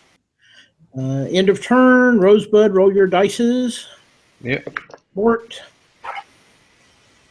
Trying to make my way towards Huckabus. Sure, you make it up there. Can I try and stabilize him? Sure. Okay. What's my medicine? It's a 16 plus 1 to stabilize. I think it does. Yep. So he Does that zero mean Puck is conscious? I believe you're unconscious with 1 hit point is how it works technically. Ah, okay. Yeah. Actually, I think you're still at 0. You're just not. Is that what? Right. No, I think that's right. Yeah. I'm reading it here. Stabilize. Yeah, it has is alive but has 0 hit points. Okay. And so is my snake. It's alive, just has 0 hit points. Morton might see a tremor of a thumbs up. Maybe, maybe the attempt of a high five, but not a very dedicated one. I would try to high five you, but I'd be worried about killing you. Yeah. I rolled a 12. I'm sorry, I rolled a 2, a 12, and a 7. So appreciate you, bro. You were well on your way. Are you really appreciating that, Carl? I don't know. I really don't. You can We've always all had go- this conversation. All right, you always Idril, go- Idril, you can feel the wind of scimitars trotting around in your general vicinity, but none connect. You hear them. You are the wind beneath my scimitar. And then it's your turn. All right. Tell me. So how many scimitars am I feeling? You think there were 2 or 3? All right. I'm gonna have the other healing potion of Yeah. deliciousness, and going to again move slightly in a stealthy fashion All right. for the joy of it. Roll me a move stealthy.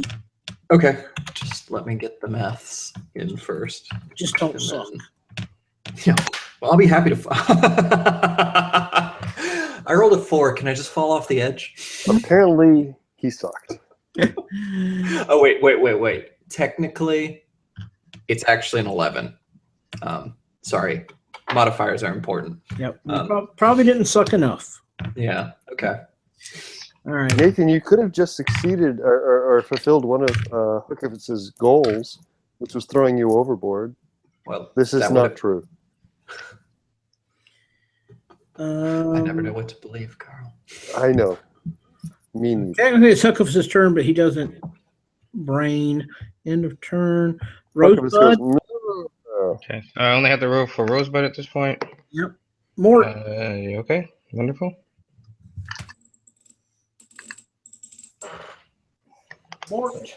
How far away am I from the other bad guys that I can see? You gotta for shooting at them purposes. Yes. What do we decide? About 35 feet. Okay. That sounds rational. And are they within 5 feet of someone else? Not that you can tell.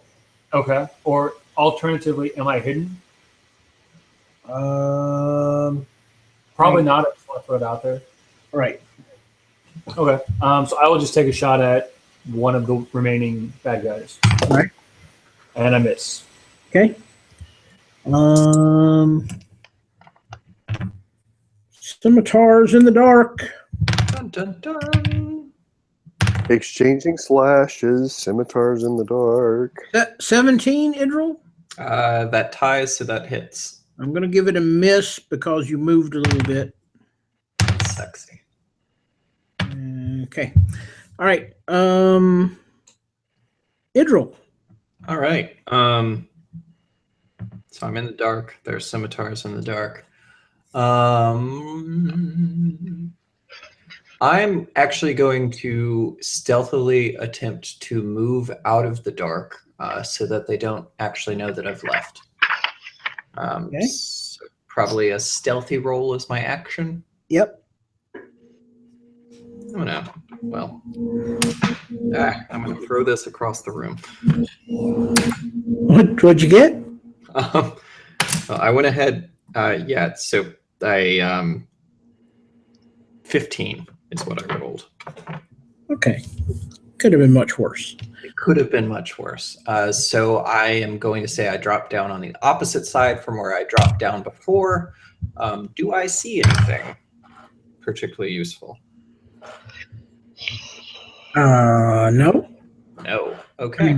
There's like I- all kinds of bodies with well, right. I cars and mean, stuff, but there's good. a bunch of crates filled with long swords. Oh man, if only I could explode those. The shrapnel would be delightful. But otherwise, there are bodies on the deck. Oh yeah, That's what I see. oh yeah. Okay. Pools of blood. If you could, you make use of that. Maybe, just maybe. Okay, and then the grappling hooks are still attached. About 8 of them at this point, correct? There's a little less than that at this point, probably 5 or Okay. 6. 5 or 6. Okay.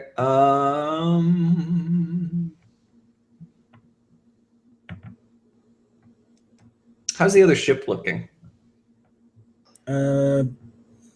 Just kind of there. Yeah. Is the wheel turning? It's kind of flopping back and forth, but Okay. there's nobody on it. It's just kind of going along with this ship. Ken, is it nighttime? Yeah, 10:30 at night. Yeah. Oh, I thought it was twilightish. Did the wheels No, in the night 10:30. keep on turning? Yeah, absolutely. Primary for is you, going to Ken. keep on burning. That was for you, Ken. Wow. I thought that'd be the wheels in the sky. Yeah, be the wheels. Oh, instead. damn it. I screwed it up. Oh, You can kill Huck now. Had you We're not, I tried. we're doing different songs. Looks like I might get Rosebud, though. We'll see. Okay. Yeah, you might. Is Rosebud on the same side I am? Now that we mentioned this field of bodies here. Give me a charisma roll. Charisma. Okay. Massive 3. She's on the other side. All right. Well, that being said, I don't know that she's dead. I'm going to jump to the other ship. This can't go wrong. It's also on the other side. Oh, well, okay. I'm not going to do that because that would be too cool. Well, so are there people outside the darkness? There's no movement besides blood and bodies at this point, and the gentle swaying You of said, the you said ocean. was there anything useful? I'm sorry. You see the 3 guys that you can see 2 of them, kind of around the edges of the darkness, kind of poking in there after you. Okay. You can see. I'm going to say you can see Mort up in the crow's Frozen. nest. You see a steady waterfall of blood also coming from the crow's nest. Okay. Seeing that the 2 guys aren't actually all the way in the darkness, I'm going to continue to stealthily move to the point where I can no longer see them, and theoretically they can no longer see me. And that is where I'll end my turn. Okay. Huck's turn, nothing. Rosebud does Rosebud things. Mort. Huck is beating with wheels and skies. I will try again to shoot one of the. Yep. How many are left? 3. And they're all circling around the darkness. Yep. Oh, that's it. Okay. That's a 16 to hit. So that is 7 points of damage to a random one. Drops him.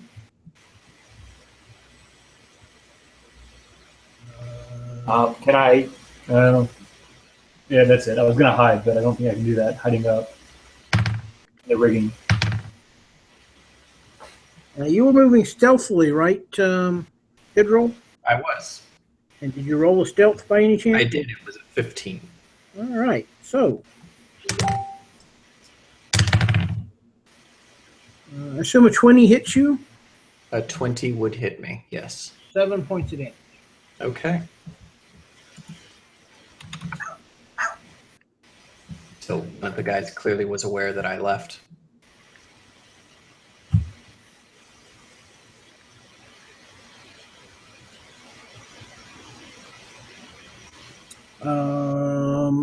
Well, mostly they were kind of circling around, just trying to stab and Just spot like that. check when they saw you. Okay. All right. So they're Where's both the- aware. Sorry, go ahead. Go ahead. What? They're both aware of me now? No, just the one that was moving in that. Okay. Yeah, Cool. He just stumbled across you. Okay. Thank you. Rosebud, do your thing. Yep. Mort. I'll shoot again. All right. 13, so it misses.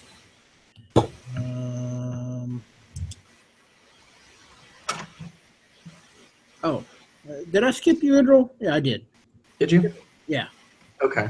I get confused where I am. Well, in I this order. attacked you. If I attacked you, You're right. You did skip me then because we went. Because Rosebud's at the top. Yeah. So I'm going to attack him right back. Right. And so that's gonna hit. Speared. So 8 points of damage to him. dead. Oh, cool. So then I'm gonna go ahead and go to the other one. And hopefully he's still distracted by the darkness, thinking I'm in there. But if not, I'm gonna use one of my inspirations. As it rolls across the floor, it's a 25, so that'll work. And that will be 11 points of damage. And then I'm gonna punch him in the gullet. Actually, you go to punch him in the gullet, and he collapses before you can. I do it anyway. All right. All right. Coup de grace the corpse. Yeah. And I guess technically he's the last one that I'm aware of, having looked around the ship previously. Yep. I'd like to not kill him. I'd like to knock him unconscious with that blow. All right. And that's where we're at. All right. So it seems to you all kind of look around, and it seems to have calmed.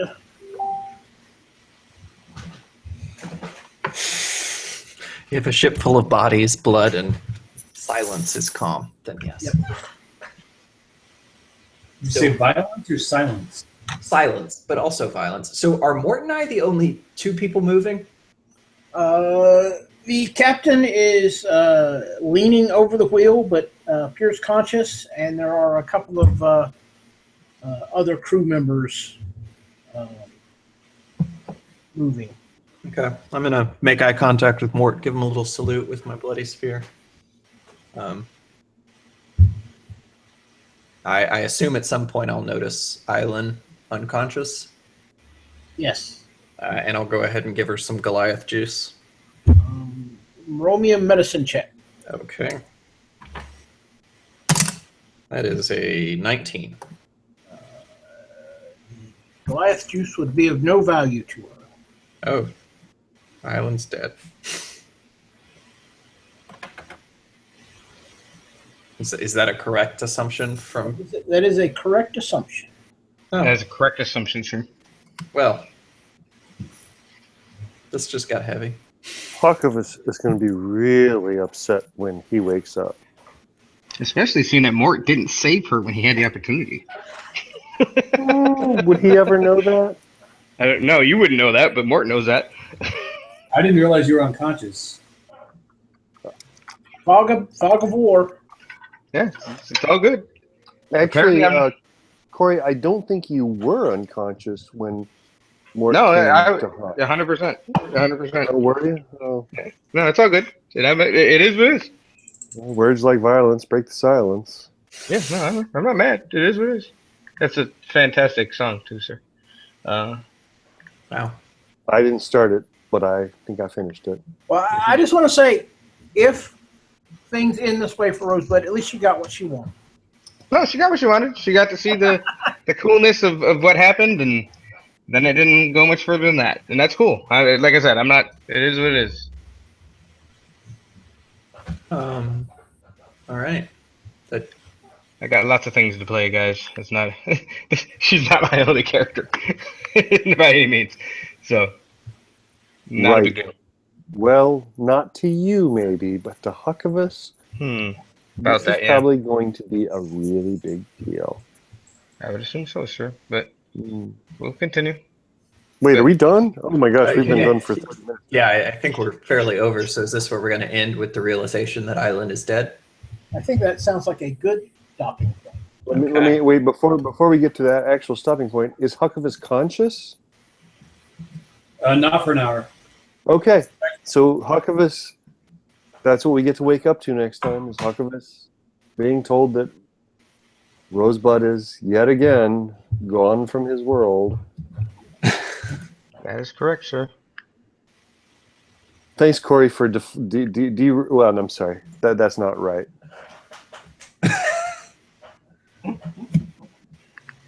All right. Anyone who wasn't 6th level is now. Hooray! So I get to go up 2 levels.